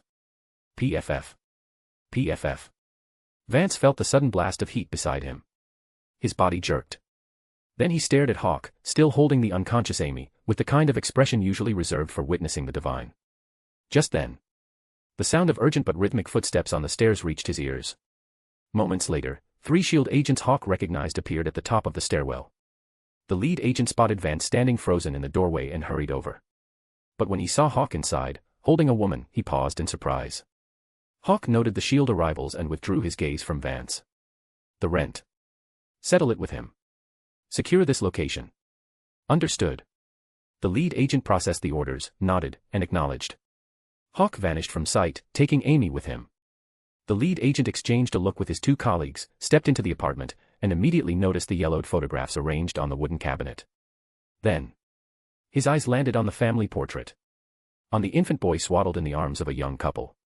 The next second, the agent drew in a sharp breath. Back at SHIELD's New York hub, Sharon watched through the agent's body camera feed. The moment she saw the infant in that photograph, she inhaled sharply too. She'd only learned the name Amy Chloe a few days ago. Hawk had asked her to look into it. The delay had a simple explanation: SHIELD systems had been undergoing a major upgrade. Stark Industries had sold SHIELD an intelligence system. This had been the Security Council's suggestion. Howard Stark may have been one of SHIELD's founding members, but Tony Stark wasn't. And while SHIELD systems held no secrets from Jarvis anyway, protocol was protocol. So Stark Industries had sold SHIELD an AI system codenamed Friday. It was a backup program Tony had written years ago when he'd first created Jarvis. Unlike Jarvis's male voice, Friday's was female, which fit the current SHIELD quite well. Amy Chloe's records had only been pulled up after Friday officially came online. At that same moment, as the agent's camera feed lingered on the photograph, Friday's analytical systems kicked into high gear. Soon, a classified file was retrieved and cross-referenced. Among its contents, a group photo that appeared to be from some church choir. The image of a 4-year-old boy from that photo was placed side by side with the infant in the family portrait. The result. Intelligent analysis complete. Match probability. 100%. Chapter 213, 317, The House in Westview. Same apartment as before. Vance was still there. But right now, Vance sat obediently in his chair, occasionally wiping the sweat from his forehead. His eyes kept drifting toward Hawk, who stood with his back to him, rummaging through the apartment's refrigerator. At the same time, the corner of his vision caught glimpses of the beautiful blonde nearby, a woman whose elegance was as striking as her looks. Just then. Thud. Vance flinched at the sound of the refrigerator door closing. He quickly composed himself and continued recounting everything he knew about Amy Chloe. Hawk listened in silence. Earlier, he'd taken Amy to New Amsterdam Hospital for VIP treatment, then headed to the Oscorp Bioindustries Tower to pick up Gwen. Gwen already knew about Hawk using the time stone to strengthen himself, and that he'd discovered his birth parents in the process. Just as Hawk had said. He kept nothing from Gwen. And so, the moment S.H.I.E.L.D. located Amy Chloe, Hawk brought Gwen here. Gwen stood examining the yellowed photographs in her hands, her gaze drifting toward the crib that looked completely out of place in this room. A 300-square-foot apartment was cramped enough as it was. Despite being kept meticulously clean, the space still felt overstuffed no matter how you arranged it. Only the crib remained untouched, preserved exactly as it had always been. Except, the crib held no baby. Gwen pressed her lips together, then shifted her attention to Vance, the tattooed man sitting in the chair, sweating and talking. Vance's account had started out scattered and disjointed. But as he continued, and realized Hawk hadn't vaporized him on the spot, he gradually calmed down. Hawk leaned against the counter, expression neutral. In truth, Vance didn't know all that much. Most of what he knew about Amy came from the previous building manager. Gang member or not, Vance still harbored dreams of one day owning his own rental property. That was why he hadn't resisted when his boss assigned him here to collect rent and manage the building. Compared to the violence of street life, he preferred this, mundane work with the quiet rhythm of everyday existence. After a while, Vance racked his brain, confirmed he'd shared everything he knew about Amy, then cautiously looked toward Hawk, who still leaned against the counter. That's all I know, boss. Hawk gave a slight nod, expression unchanged. Vance swallowed hard. So can I. Go. Thank you, boss. Thank you. The moment those words left Hawk's mouth, Vance's face lit up with relief. He shot out of the chair, thanking Hawk profusely as he hurried toward the door. But just then. Wait. Boss. Vance froze with one foot already out the door. His heart lurched as he turned to meet Hawk's gaze. He was terrified Hawk's eyes might suddenly flash gold. Hawk regarded him calmly. You said you want to own a rental property someday. I'll make that happen for you. Grell. Hawk turned to the S.H.I.E.L.D. agent standing by the door, someone he'd become reasonably familiar with. I'll leave it to you. The agent called Grell didn't hesitate. Of course, Mr. Phoenix. Thanks. Hawk nodded his appreciation, then waved Vance off. Vance blinked in confusion. Grell was already escorting him out, pulling the apartment door shut behind them. Hawk swept his gaze across the apartment one more time, then looked at Gwen standing before the crib. He smiled. I'm a good person. I know. Gwen returned the smile. She let her gaze linger on the crib, clearly over 20 years old, before turning to face him. Hawk, your mother didn't have a choice when she gave you and Anya up. Hawk acknowledged this with a quiet sound. An orphan. Public school education. No marketable skills. A heart condition that made physical labor dangerous. After her husband died, she'd been left with 2 infants. The only possible outcome was her own collapse, and both children entering the foster system. That was inevitable. And the most critical factor? One of those children had inherited her heart condition. In the foster system, surgery would be free. Genuinely free, no repayment required later. But if she'd kept them, the hospital would have demanded payment up front. So, when Amy left them at the church doorstep, it had looked like abandonment. But it was really just choosing the least terrible option from a menu of bad choices. If she'd kept Anya with her, the girl might not have survived past 10. Hawk thought about Anya, who'd had heart surgery at 3, 7, and 9 years old. His gaze drifted slowly toward the photographs on the wooden cabinet. The next second, he looked at Gwen. I actually saw her once when I was little. Gwen blinked, surprised. Hawk chuckled softly, reaching back through fragments of memory. It was when Anya and I were 5. We were being taken to a new foster home. When we walked through the door, I felt someone watching me. But when I turned around, no one was there. In his memory, there had been no one. But having contracted his past timeline, Hawk could now move freely through the moments of his own history. So at that 5-year-old checkpoint, Hawk had seen her, Amy, hiding behind a large tree, wearing clothes washed so many times they'd faded to near white. Back then, Amy hadn't been as thin as the woman he'd carried earlier. After Anya and I went inside, she left. She probably thought we'd been adopted. Didn't want to interfere anymore. After that, she never appeared in my memories again. But actually. Hawk paused, shaking his head as he looked at Gwen. Right when that family was about to adopt us, their relatives died in a car accident and left behind 2 kids. So Anya and I went back into the system. Gwen knew Hawk had never been adopted by any foster family, but she hadn't known this particular detail. She pressed her lips together and took his hand. At least now you know your mother cared about you and Anya. Hawk looked at Gwen's concerned expression and smiled faintly. Honestly, his heart was calm. After all, he was a transmigrator. If he'd grown up with Amy, he wouldn't have minded having a family, even a broken one. But he'd never known Amy. At least not until he'd contracted his timeline. So Hawk didn't feel that mother connection toward Amy. At most, looking at this apartment's layout, and at Amy, still living in the past, he felt a measure of sympathy. Just as Gwen always said. He, Hawk, was a good person at heart. And there was one more thing. His sister, Anya. The same principle applied. Even though Anya had stopped asking for her mother like other children once she was old enough to understand, Hawk knew she still wished she had one.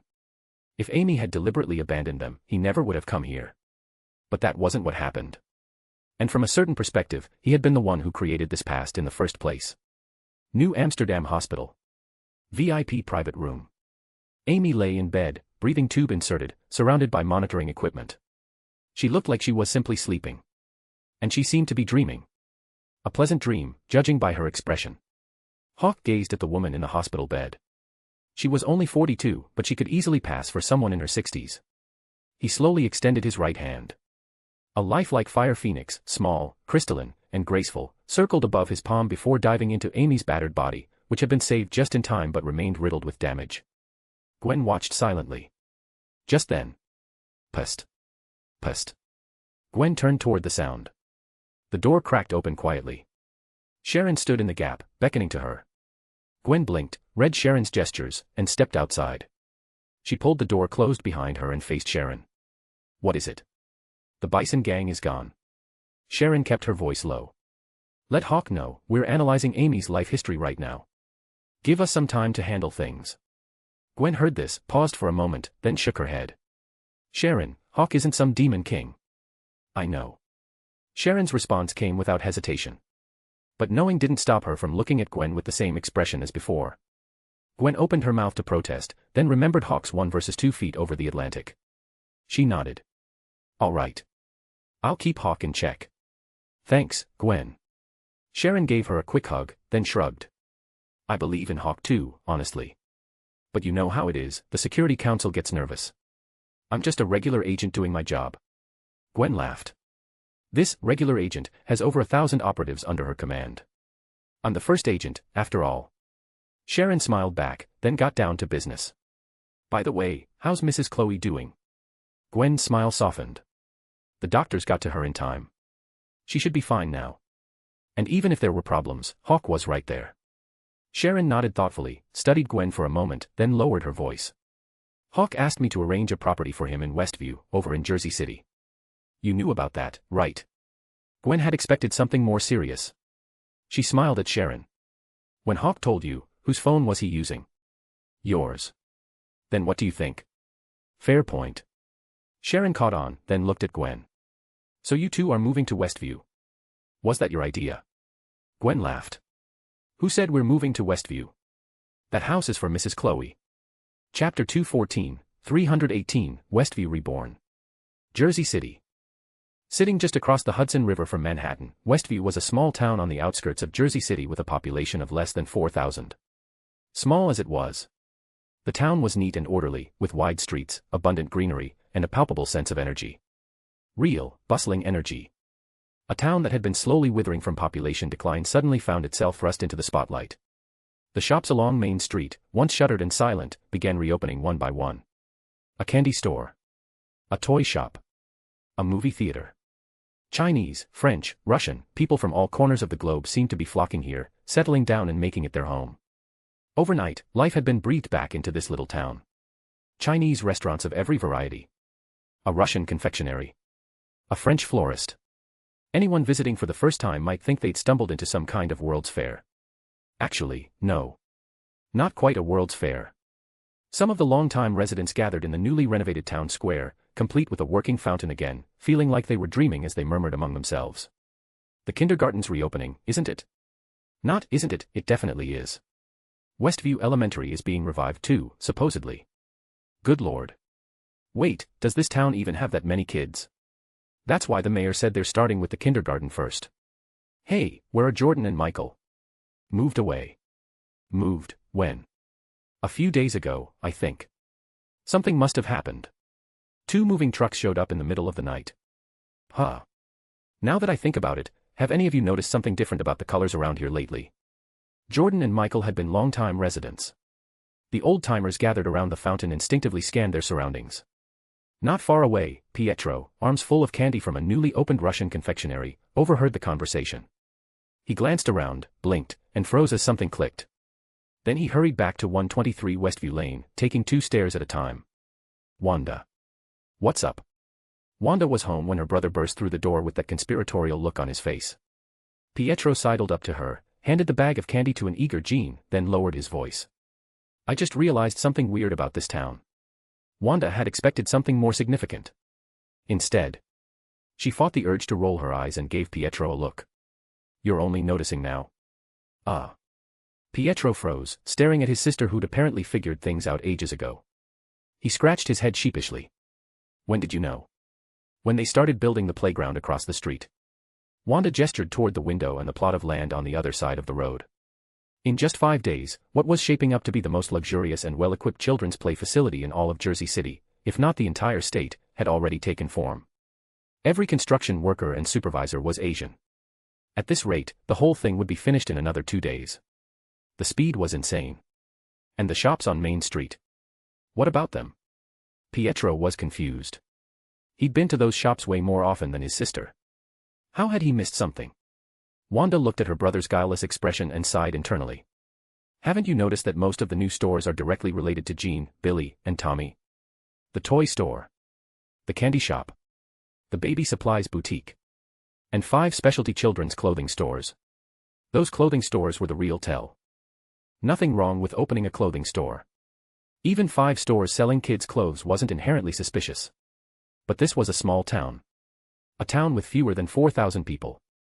Opening 5 children's clothing boutiques right next to each other. They weren't even trying to be subtle. Even if you don't care about clothes, did you look at what you bought? The candy? What about it? How much did you pay for all that? $10. The owner said it was a grand opening discount. Great deal. Wanda turned to look at the box of chocolates Jean had opened while sitting cross-legged on the floor mat. Godiva. The world's finest handcrafted chocolates. Premium luxury confections. $10. Wanda named the brand in her daughter's hands, then gave Pietro a look caught somewhere between amusement and exasperation. You could resell that box for $300, and someone would snatch it up without hesitation, probably worried you'd change your mind. $10. $300. Holy. Pietro finally grasped the price differential. He stared at Wanda. Shit. Are we being surveilled? Wanda couldn't take it anymore. She rolled her eyes so hard they nearly disappeared into the back of her head. Forget it. He was her brother. Calling him an idiot would just make her look bad by association. Wanda thought this to herself, then closed her eyes and took a deep breath before opening them again. Surveillance is a bit much. They're probably here to protect us. Protect. Wanda nodded, running her fingers through her hair. Scarlet energy swirled around her right hand, and the steamer on the stove opened automatically. 2 beautifully set bowls of steamed egg custard floated over and settled on the counter. Pietro had been about to ask more questions, but the sight of those bowls distracted him. What's that? Steamed egg custard.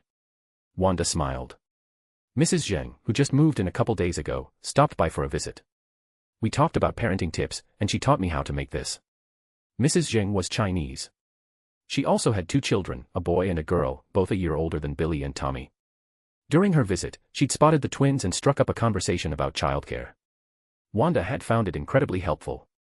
Mrs. Zheng had even shared several recipes specifically designed for infants and toddlers, along with a website. Wanda had checked it out that night.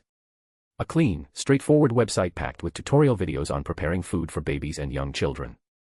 The tutorials were absurdly detailed. Wanda had even sent Pietro to the new shopping center in town to see if they carried the ingredients. Good grief. Seasonings and spices that couldn't even be found in the most authentic Chinese grocery stores in Manhattan's Chinatown. This little town's shopping center had everything. Pietro's grand revelation had been completely derailed. Whatever earth-shattering secret he'd thought he'd uncovered, the momentum was gone. Wanda didn't bother elaborating further. The people here meant no harm. That was what mattered. And anyone who did mean harm, Wanda figured they probably couldn't even get into this town in the first place. A little while later, Billy and Tommy sat in their special high chairs. Jean perched on a bar stool, eating the steamed egg custard, her mother's latest successful creation. Wanda used her scarlet chaos magic to control a rag, wiping down the countertops. An ambulance pulled up silently, no lights, no sirens, and parked in front of the house diagonally across the street. Pietro wandered over to the window. Didn't the people across the way move out a couple days ago? So what's with the ambulance? The rear doors opened. A middle-aged woman with blonde hair, apparently asleep, was wheeled out on a gurney and taken inside. Pietro raised an eyebrow. Some sick old lady. Shut up. Wanda cut him off, then lowered her voice. That woman has his energy on her. Pietro blinked, then caught on. He thought about the woman being wheeled into the house across the street and turned to Wanda. So who is she? No idea. Wanda shook her head. After finishing with the counter, she handed Jean Antoine's duty off to her brother and headed for the backyard. The backyard was huge. Much bigger than the one at 521A Palm Street. After all, that place didn't have a swimming pool. 123 Westview Lane did. When they'd first arrived, Jean had practically lived in that pool, splashing around with wild abandon. She'd refused to get out even when called. That had pushed Wanda over the edge. One burst of scarlet chaos magic later, Jean had been yanked out of the pool and deposited in her room upstairs for an afternoon of solitary confinement. Wanda stepped into the backyard, intending to use magic to clear the fallen leaves and debris from the pool. Pietro would be bringing Billy and Tommy out for some water play soon. Another childcare tip from Mrs. Zheng next door: kids needed exercise. It built up their immune systems. Just as Wanda was about to channel her scarlet chaos magic, the power at her fingertips stuttered. She turned around. Hawk stood quietly behind her. Their eyes met. Hawk smiled faintly. Settling in okay? More or less. Wanda recovered quickly, returning the smile as she tucked a strand of hair behind her ear. It's nice here. And you're not restricting our movements. Hawk shook his head with a small laugh. The people outside aren't my doing. They're just worried about you getting hurt, and trying to stay on my good side. After the Battle of the Atlantic, he'd firmly claimed the throne as Earth's #1. And given his relationship with Maria Hill and Victoria Hand, he'd become something of an anchor for this little planet. So, Mrs. Zheng next door really was named Mrs. Zheng. Her husband was Zheng Xian, director of China's Divine Spear Bureau. The neighbor on the other side was Adelina Jellic. She had 3 kids too. Her husband, Jellic, was director of Russia's Defenders Agency. Hawk wasn't one to keep secrets. He told Wanda exactly who their neighbors really were. Wanda nodded, arms crossed. And the one across the street? The new arrival. That's. Hawk thought for a moment, met Wanda's gaze, and laughed softly. My mother. Chapter 215, 319, Phoenix and Chloe. Early morning. Sunlight streamed through the window, spilling warmth across the room. The air carried that dry, sun-baked quality, along with a faint, barely perceptible fragrance that lingered throughout the space. Amy Chloe's eyelashes fluttered, the first signs of waking. After a moment, Amy slowly opened her eyes. She felt like she'd been dreaming. In the dream, she couldn't remember what had happened. All she recalled was the moment before her heart gave out, right as she was about to lose consciousness. Someone had caught her. She hadn't seen their face. But something about their presence felt familiar. Like a connection running through her blood. Amy pondered this while bracing her arm against the mattress, trying to sit up. Wait. The instant she pushed herself upright, realization struck. She felt her heart beating steadily in her chest, then looked down at her arms. This. My arms. Amy's eyes went wide. Gone were the emaciated limbs where bone showed through paper-thin skin. In their place, healthy, fair arms with actual flesh on them. Instinctively, her hand flew to her face. The next second, shock flooded her features. She scrambled out of bed, rushed past the crib positioned nearby, and darted into the master bathroom. She flipped on the light and stared at her reflection. Lustrous golden hair. Eyes no longer sunken in hollow sockets. Cheeks with actual fullness to them. Amy was stunned. She gazed at her reflection, hands roaming over her face in disbelief. The woman in the mirror mimicked every movement. HSS. Amy drew in a sharp breath. The next second, something clicked. Her entire body went rigid, frozen in place. Then, eyes still wide, she turned slowly and walked out of the bathroom toward the crib by the wall. This was. Amy's right hand traced a mark on the crib, worn smooth by years of time, then surveyed the bedroom's layout. Now she understood why everything had felt strangely familiar. Because this bedroom's arrangement wasn't identical to the one she'd once owned. But the similarity had to be at least 90%. Not that it could be perfect. Hawk wasn't a god. There was no way he could track down every piece of furniture from a home that existed over 20 years ago. The reality stone might have made it possible. But that seemed like overkill. After a while, the bedroom door on the second floor opened. Amy, wearing clothes she distinctly remembered leaving in her old apartment, yet somehow found here in the closet, crept cautiously out of the room. In an instant, she felt like she was seeing ghosts of the home she and Andrew had once shared, however briefly. It wasn't just the photographs lining the hallway walls. Or the wallpaper. Amy moved in a daze, fingertips brushing the wallpaper as she gripped the banister and descended to the first floor. The layout downstairs felt equally familiar. But Amy didn't dwell on it. Instead, she hurried to the kitchen counter, where a row of photo frames stood in neat arrangement. When she saw the photographs inside, she let out a breath of relief. The next second, her gaze landed on a document sitting in front of her family portrait, and the car key resting on top of it. Amy frowned, set the key aside, and opened the folder to examine the papers within. This wasn't just any document. It was a property deed. State of New Jersey. Jersey City. Westview. 132 Westview Lane. Property owners. Andrew Chloe. Amy Chloe. MMPH. Seeing her husband's name on the deed, Amy's heart lurched. Her right hand flew to cover her mouth, but she couldn't stop the tears from spilling down her cheeks. Just then, sounds drifted in from somewhere nearby, the house next door, perhaps, reaching her ears. A woman's voice. Jean, don't run over there. The paint isn't dry yet. Okay, Mommy. Billy, don't crawl off the grass. Stay on the lawn with your brother. Amy heard the voices outside and hastily wiped her damp eyes. She replaced the documents, then headed for the front door. She still didn't understand what had happened. She'd passed out in New York City. How had she ended up in Jersey City? And that property deed with her husband's name on it. What was going on? Amy's mind overflowed with questions. She pushed open the door. A pristine street greeted her. Clean houses. A woman who looked to be in her early 20s, with long crimson hair, standing at the edge of a lawn to her right. Arms crossed, wearing a smile that felt achingly familiar. The smile was familiar because Amy had once worn it herself. It was a mother's smile. Amy gathered herself, walked over, and spotted what appeared to be a newly constructed playground, along with a little girl flitting about like a butterfly, playing everywhere at once. And two little boys crawling all over a patch of artificial turf right in front of her. For some reason, watching those two toddlers scramble across the grass, Amy felt her heart skip. A strange sense of déjà vu washed over her. She glanced instinctively at Wanda.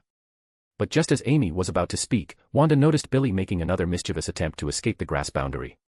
Her brow arched. She was annoyed. Billy Chloe. Stay on the grass. Chloe. Amy had been about to greet Wanda, but the stern tone made her pause.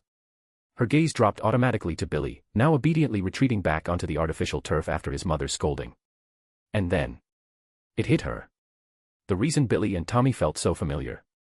Because through Billy's little face, Amy could see echoes of another face, one she'd once held in her own arms. A face she would never forget as long as she lived. Just then, Wanda walked over to Billy and scooped him up. He was clearly the more mischievous of the twins. Then she turned to face Amy, whose expression had frozen in shock. Amy met Wanda's gaze, eyes fixed on Billy in her arms. Something flickered in the depths of her pupils. Their eyes locked. Amy's voice trembled as she looked at Wanda, her gaze never leaving Billy. Is this? Yes. Wanda didn't draw it out. She smiled warmly. Billy Chloe. He's your grandson.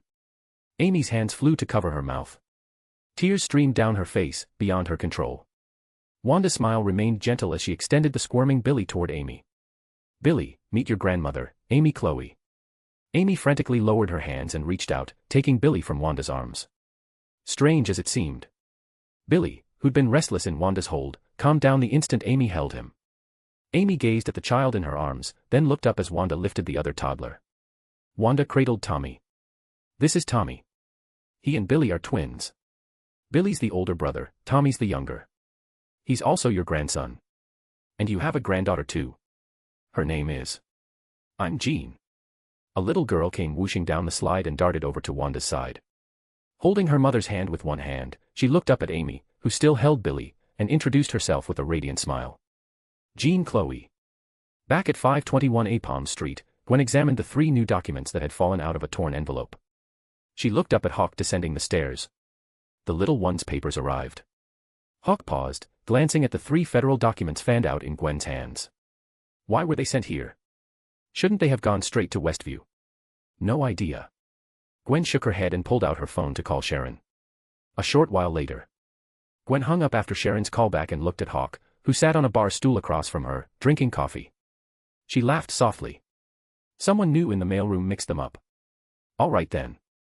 Hawk accepted the explanation, set down his coffee cup, and examined the 3 authentic federal documents laid out beside him. Jean Chloe. Billy Chloe and Tommy Chloe. After returning from Camartage, Hawk had received identity documents for the 3 children from Sharon. Back then, their surname had been Phoenix. Clearly, Gwen had been generous about it. In her words, whether he wanted to acknowledge it or not, those 3 really were his descendants by blood. So they should carry Hawk's surname. But Phoenix wasn't just any surname. It was a name Gwen had chosen herself. It was their shared surname. So, right around that time, Hawk had contracted his timeline and discovered his origins. Phoenix was his surname. Chloe was also his surname. Hawk had asked Sharon to update the children's documents with the new surname. And it was while arranging those papers that he'd figured out where to settle Amy Chloe. Gwen watched Hawk from her seat at the counter and took a sip of coffee.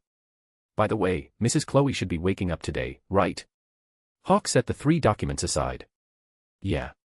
You sure you don't want to go meet her? No need. Hawk shook his head, meeting Gwen's gaze. He smiled. Phoenix stays Phoenix. Chloe stays Chloe. Yes. That was the best solution Hawk could come up with.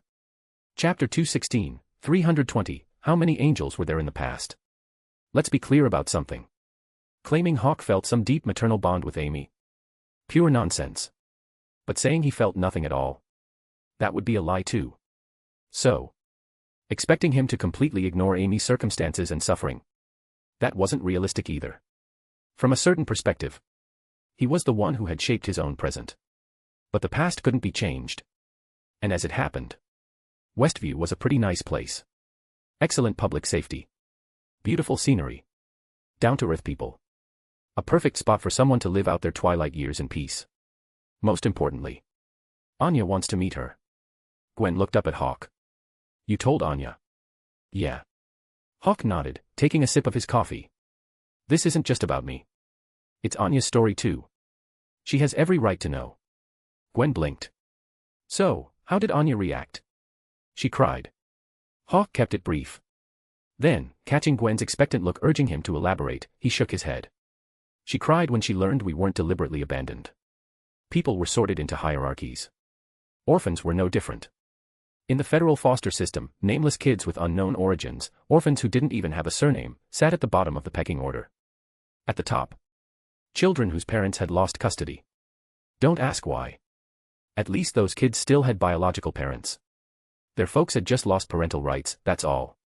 So, when Anya learned that she and her brother Hawk hadn't been discarded, that their mother had made an impossible choice out of desperation, she'd broken down completely. But it wasn't grief. It was more like, how to describe it? The kind of crying that defied words. After the tears subsided, even without Anya saying anything, Hawk could sense the shift. His sister had gone from not caring whether she ever left the underworld to genuinely wanting to leave, if possible. The reason was obvious. She wanted to see Amy. Perfect timing, actually. Once Anya's resurrected, if she doesn't want to stay with us, she can go to Westview. Hawk smiled at Gwen. Gwen cradled her coffee cup in both hands. Hearing this, she glanced at Hawk and smiled faintly.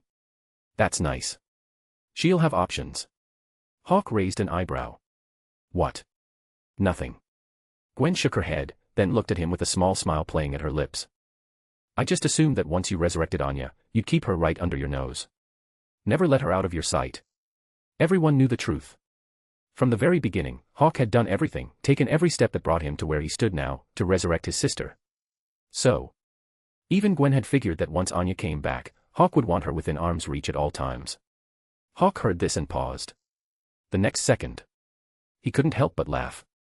Then his expression turned serious as he met Gwen's gaze. Gwen. I'm not a siscon. I know. Gwen's emerald eyes, always so expressive, held his stare. But the smile tugging at the corner of her mouth was unmistakable. Hawk opened his mouth to protest. Gwen cut him off by changing the subject. Shield's cloning experiment isn't ready yet, right? Almost. Hawk let the topic shift slide, thinking back to his conversation with Sharon yesterday. If everything goes according to plan, 3 months from now. He'd called Sharon specifically to check on the cloning project's progress. One-word summary, promising. Clinical trials had already begun. The cloned embryo was developing well. All that remained was waiting for the 2-month development phase to complete, followed by a 1-month postoperative observation period. 2 months for clone development. 1 month for observation. 3 months total. If nothing goes wrong after 3 months, then we're in the clear. After that, we can open the casket, extract Anya's DNA, and begin creating her clone body. Although, we probably won't make it by Christmas this year. It's already August, after all. But that's fine. As long as Anya's here, every day can be a holiday. Thinking about seeing a living, breathing Anya in 3 months, plus another 3 months, Hawk's face broke into a genuine smile. Gwen watched that smile and quietly shelved her theory about Hawk being a siscon. Aren't you forgetting someone? Hawk snapped back to attention, glanced at Gwen, thought for a moment, then chuckled. You mean Andrew? Yes. Gwen nodded, then continued. Phoenix stays Phoenix, Chloe stays Chloe, but Phoenix is also Chloe. Nobody would look down on Westview just because Hawk called himself Phoenix while the town was full of Chloes. At minimum, the 5 global superpowers who'd witnessed Hawk's 1 versus 2 dominance over the Atlantic wouldn't dare. Far from looking down on Westview, they'd joined forces to renovate the entire town. Even S.H.I.E.L.D. had a station there, disguised as the local post office. The agent stationed in Westview was none other than Grell. The same Grell who'd been first on scene at Amy's apartment. The same agent Hawk had once rescued, someone he'd crossed paths with enough times to consider reasonably familiar. In short, to the outside world, Hawk was both Phoenix and Chloe. The reason for keeping Phoenix stays Phoenix, Chloe stays Chloe. Gwen understood perfectly. It was Hawk's promise to her. Just as he'd said when he proposed. Only descendants of their shared bloodline would inherit his power, and the surname Phoenix, which they'd chosen together. So, Hawk remained steadfast. And Gwen remained magnanimous. You've seen your father Andrew, but Anya hasn't. And if we're talking about a reunion, it should be the whole family together. The whole family. Hawk repeated Gwen's words, then shook his head. His soul isn't in hell. What? Gwen blinked in surprise. Not in hell. How is that possible? Hawk shook his head without answering. Gwen connected the dots. Hawk's past had been orchestrated by forces from heaven's dimension. Heaven. Hawk shook his head again. Not there either. Then. It's still with the person who shot Andrew. Gwen frowned deeply. As they spoke, Hawk's consciousness descended into his cosmo, still resplendent with golden brilliance. Above his gleaming golden universe stretched a river of stars spanning the entire cosmos. That was the river of time belonging solely to Hawk and his cosmo. After contracting his timeline, he could navigate his own temporal stream even without the time stone. However, within this galactic river stretching across his universe, he could see the past, observe the present, but the future remained hidden. The Mind Stone, transformed into the Phoenix's eye, radiated pale yellow light. Hawk's mental power surged. His consciousness became a single point of light and plunged once more into the temporal stream that formed his Phoenix galaxy. Temporal checkpoint. 1995, the day Andrew was shot. Bang. A gunshot echoed through the alley. 2 white men, one tall, one thin, drew their weapons almost simultaneously. 3 bullets buried themselves in Andrew's body. Footsteps with an almost rhythmic cadence followed as both men ran toward Andrew's fallen form. At that moment, a soul emerged from Andrew's corpse. The next instant, Andrew's soul was absorbed into the silver cross pendant hanging around one of the gunmen's necks. Hawk opened his eyes and looked at Gwen, nodding. Yeah. It's with one of the killers. Who are they? No idea. Hawk shook his head. I'd already recorded both gunmen's energy signatures. I planned to track them down after returning. Gwen blinked. But you couldn't find them? No. Hawk nodded. I thought Father John would know their whereabouts. But you know what Father John told me? Gwen shook her head. What? Father John said those two gunmen were just ordinary criminals. His mission was simply to distract Andrew. Ordinary. Gwen's expression turned strange. Ordinary criminals who could capture Andrew's soul. Hawk let out a dry laugh. He didn't know. I didn't tell him either. But Father John wasn't lying. And it wasn't until I saw Father John recently that I finally figured out what those two gunmen really were. Hawk paused, the corner of his mouth curving upward. An angel's power comes from their wings. An angel who loses their wings becomes mortal, no different from any ordinary human. But their essence still carries a fundamental distinction from regular people. And the two criminals who shot Andrew. Their energy signatures were identical to Father John's when I visited him at the church. So. They weren't ordinary criminals at all. They were angels whose wings had been severed. Hawk met Gwen's increasingly wide-eyed stare and continued. Which means, on that day in my timeline, there wasn't just one angel. There were three. One in plain sight. Two in the shadows. The two gunmen who killed Andrew must have been on Earth long before his timeline began, their wings already severed, making them indistinguishable from ordinary humans. That's why Hawk hadn't noticed them initially. Gwen listened to his deduction, her mouth hanging slightly open. So, can you still find them now? I don't know. But I know someone who should have leads. Who? The patrol officer who handled the case back then. Chapter 217, 321, Andrew's case. Barry Allen, the Flash, would never know how many versions of himself had traveled back to the night his mother died. Hawk had always thought that was just a joke. Until the same story played out in his own life. He'd originally assumed that on the day his biological father Andrew died, only one angel had traveled back through time to New York City, Father John. He never expected. The two gunmen, one tall, one thin, who'd staged that chance encounter and murdered his father were also angels. Just ones who predated his timeline. And not just any angels, these were ones who'd severed their own wings, casting themselves down to become ordinary humans. Angel, martyrs. Hawk pondered this. That explained everything. He'd recorded both gunmen's energy signatures on the day Andrew died 20 years ago. Yet when he returned to New York and swept the city with his seventh sense, he'd found no trace of them.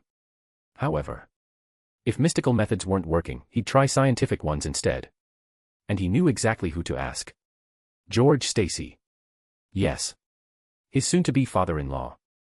My dad was the patrol officer on this case. On the way to the 21st precinct, Gwen sat in the passenger seat, disbelief written across her face. He was the one who notified Amy that Andrew had died. Hawk smiled faintly and glanced at her. Surprised. This isn't a surprise, Hawk. Gwen's expression turned serious.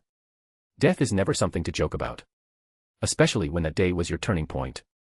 Hawk took the correction gracefully. Sorry. But. Gwen accepted his apology for turning tragedy into humor, then continued with curiosity. My dad was just a patrol officer on this case. If you want to find those two gunmen, shouldn't we be looking for the detectives who actually handled the investigation? Hawk smiled. As they waited at a red light, his right hand reached toward the back seat. A case file, printed out at his request by Sharon Carter, flew from the trunk into his grasp. He handed it to Gwen. Gwen took it and began flipping through the contents. Just as she'd said. Initially, George Stacy had been nothing more than a patrol officer assigned to the Andrew case. But this case also happened to be the first homicide of George Stacy's patrol career. Everyone knew how it went. First times were always special for men. Always more memorable. As for why? HSS. Dad reopened this case a month ago. Gwen reached the final pages and saw that 21st Precinct Captain George Stacy had reinitiated the investigation. Her eyes went wide. Wait, this case was never solved. Hawk shook his head. No. For George Stacy, this had been the first homicide of his patrol career. But for the two detectives assigned to the case, it was just another unsolved file among many in their careers. Nothing special. Completely unremarkable. After 2 weeks of investigation, both detectives had closed the case, citing gang-related violence as the cause. Simple as that.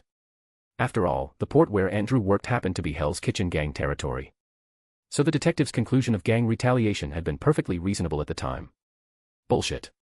Amy refused to sign the body release form, insisting the deceased, Andrew, was not affiliated with any gang. She refused to accept the findings. The body remained in cold storage at a Brooklyn medical examiner's office. 1 month ago, the 21st Precinct, having reopened the case, claimed the remains.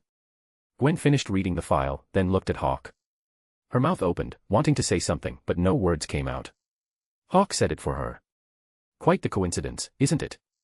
Gwen rolled her eyes, then spoke softly. I know you don't feel connected to the Chloes. But try, just try, not to turn suffering into jokes. Hawk met Gwen's gentle, admonishing gaze. The smile faded from his face. He acknowledged her words with a quiet sound, said nothing more, and drove them to the 21st Precinct. Sitting in his captain's office, George, wearing his daylight ring, leaned back in his chair. His eyes went wide as he stared at Hawk, voice thick with disbelief. You're Andrew's child? Yes. Dad, you've asked that 3 times already. Gwen stood nearby, exasperated. She steered the conversation back on track. Dad, you were the patrol officer on this case back then. Yes. I remember it clearly. It was the day after your baptism.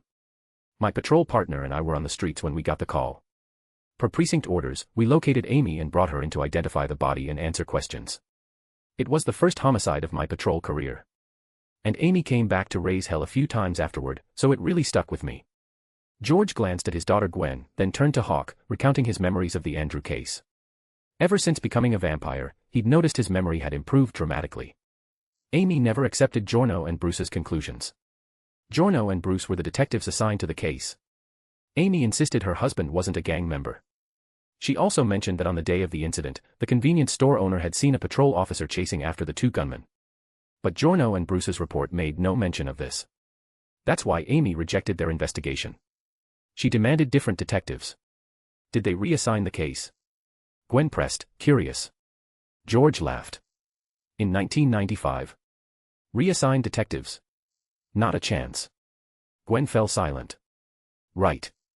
The 90s had been the golden age of NYPD detectives running wild. Hawk frowned. Was there actually a patrol officer who gave chase? In his memory, 2 patrol officers had indeed passed by at the time, and one of them had pursued the gunman. George looked at Hawk. Yes. It caused quite a stir. The captain at the time got involved, chewed out Giorno and Bruce. A patrol officer really had chased those gunmen but lost them. The officer also couldn't get a clear look at either shooter's face. On top of that, the patrol officer had asked Giorno and Bruce to leave it out of the report, didn't want to fill out extra paperwork. So the detectives never included it. Afterward, the captain sent me to explain the situation to Amy. I went. But the house had already been sold. Amy had vanished without a trace. Until 1 month ago. Hawk raised an eyebrow. Gwen's eyes remained fixed on her father, unblinking. George didn't keep them in suspense. About 6 weeks ago, I was on my way home when someone stopped me. Amy. She said she'd seen us in the papers, the news about us taking down the Shoelaces gang. She knew I was captain of the 21st now. Amy asked me to reopen the investigation into her husband's death. But you can't just reopen another precinct's case on a whim. I refused at first. So I told her the truth about what happened back then, that the patrol officer had simply wanted to avoid the hassle, which is why it was never reported. And then Amy told me she'd been threatened. That's why she'd moved. Why she'd left her children at the church. But George paused here, regarding Hawk with an odd expression. His tone carried a note of melancholy. I never imagined that child would turn out to be you. Hawk had grown accustomed to George's surprised looks. He shrugged, expression calm. Gwen, seated beside him, was completely absorbed in the story. She pressed on. Then what? Did Mrs. Chloe tell you who threatened her? She did. George withdrew his gaze and looked at Gwen, nodding with a faint smile. She said that after she refused to sign the papers, before she moved out of that house, Bruce and that patrol officer stalked and threatened her. Hawk's eyebrow rose. Gwen's eyes widened. So that's why you reopened the investigation. I wanted to. But this was all based solely on Amy's testimony. I couldn't reopen a homicide investigation just because of one person's statement, especially when the subjects of that investigation were fellow officers. Not to mention, Bruce died in the line of duty 19 years ago. That patrol officer also died that same year in a fire. Under those circumstances, if I investigated them, even as precinct captain, I'd be crucified. George shook his head, expression helpless. Once again. He was strict, not stupid. Having risen through the ranks from the bottom, no one understood better than him what kind of storm an investigation into fellow officers would unleash. Especially 2 officers who died in the line of duty. Forget him, even the NYPD commissioner would face massive resistance trying to reopen an investigation into those 2. The police union might very well stage a protest march. Hawk listened to George's explanation, frowning. But you did reopen the investigation. Which means you must have found some evidence, right? Yes. George looked at Hawk and smiled slightly. I saw Bruce. Hawk raised an eyebrow. Gwen blinked. Dad, didn't you say Bruce died 19 years ago? He did. George nodded. I even attended his funeral 19 years ago. As he spoke, George opened his desk drawer, retrieved a photograph, and handed it to Hawk. But 1 month ago, I spotted Bruce at a vampire bar. Hawk reached out and took it. Gwen leaned in close beside him. Chapter 218, 322, Suspicion is enough. What met his eyes? The photo looked like it had been taken covertly. But the image was crystal clear. Pale complexion. Eyes tinged slightly red. A mark ran through the center of his right iris. At first glance, it looked like someone had sliced his eye clean in half. That's Detective Bruce. I'm certain. His right eye was slashed by a blade once. Luckily it didn't damage his vision, but it left a scar. George tapped the photograph in Hawk's hands, his tone leaving no room for doubt. This is why I secretly reopened the Andrew case. He paused. Then curiosity crept into his voice as he regarded his daughter and soon-to-be son-in-law. Now it's your turn. How did you find out about this case? Fewer than 6 people know I reopened it. Hawk met George's probing gaze and shrugged. He wanted to point out that once a secret was shared with even one other person, it wasn't really a secret anymore, let alone 6 people. But lying wasn't his strong suit. So after a moment's thought, he chose to say nothing. Gwen, meanwhile, redirected the conversation. What happened next, Dad? What else did you find? George glanced at his shrugging future son-in-law, then at his daughter's obvious attempt to change the subject. Ever since becoming a vampire, and especially after witnessing Hawk's display of power, he'd known that the wild boar his little cabbage had dragged home from the field wasn't as simple as he appeared. But the moment George learned Hawk had bought a house on Palm Street, he'd sensed something was off. Still, if the IRS wasn't knocking on Hawk's door, George saw no reason to go digging either. Most importantly, Gwen was happy. George could tell. Every time his daughter came home, she radiated genuine joy, the kind that came from the heart, not the kind that was performed. So that was enough. His daughter was happy. His wife approved. The IRS wasn't causing problems. Under those circumstances, George had no interest in chasing down Hawk's secrets. Just like after the vampire incident earlier this year. Hawk didn't bring it up. Gwen didn't bring it up. He didn't bring it up. The 3 of them had reached an unspoken understanding. As a veteran detective, especially one who now knew vampires were real and had become one himself, George understood perfectly well that the world wasn't as simple as it appeared. Hawk was even less simple than he appeared. But his daughter seemed to have known from the very beginning. That was enough. George watched Gwen deflect on Hawk's behalf, smiled inwardly, and let the conversation shift. If his daughter had been in the dark, he would have demanded answers no matter what. But Gwen knew. So he'd let it go. George opened his drawer again and produced more photographs. Hawk and Gwen each took a few. The subject of every photo was the same person, the Detective Bruce, who George was absolutely certain had died in the line of duty 19 years ago. Actually, no. He should be called Vampire Bruce now. Some photos showed Vampire Bruce alone. Others included associates. In several images, certain individuals had been circled in red. Gwen looked up curiously. Dad, the people in the red circles. All vampires. George said this matter-of-factly, then pulled one photo from Gwen's hand and pointed at a man standing with Vampire Bruce in a corner of a bar. This one, he was the patrol officer from back then. Ender. Gwen followed her father's finger to the man in the photo, someone who looked about 25, and frowned. Wasn't he supposed to have burned to death? Obviously, that was fake too. Hawk, seated nearby, thought of the other detective. What about Giorno? He's not one of them. He's not. No. George shook his head and looked at Gwen. I checked. Giorno retired 5 years ago. He lives in Jersey City now. He's definitely aged, even broke his arm a few years back and spent time in the hospital. Gwen let out a breath of relief. Hawk watched George without speaking. Because he had a feeling there was a but coming. Sure enough. However. George shifted gears, looking between Hawk and Gwen. Last week, Heller found a case connected to an old 21st Precinct file and paid Giorno a visit in Jersey City. When Giorno turned to pour tea, Heller managed to snap a photo of the back of his right ear. There appeared to be some kind of blood thaw mark. Gwen was stunned. Hawk smiled. See? He'd called it. Gwen recovered from her shock and drew in a sharp breath. All three of them. Bruce and that patrol officer Ander became vampires. And the only one left, Giorno, is a blood thrall connected to vampires. As she spoke, Gwen shot Hawk a curious glance. As if to say, "You're sure you pissed off angels? Because this feels more like you kicked a vampire hornet's nest." Hawk met Gwen's gaze and frowned. Angels. Vampires. The next second. Something clicked, a connection that could link vampires and angels. The blood god. As Mephisto had put it. The blood god had been possessed by one of Yahweh's agents long ago. But George didn't know anything about the blood god. So. Hawk looked at George. Deacon Frost's blood thralls. No. George shook his head, pulled out a blank sheet of paper, and drew a symbol resembling the letter K. Hawk studied the symbol, frowning.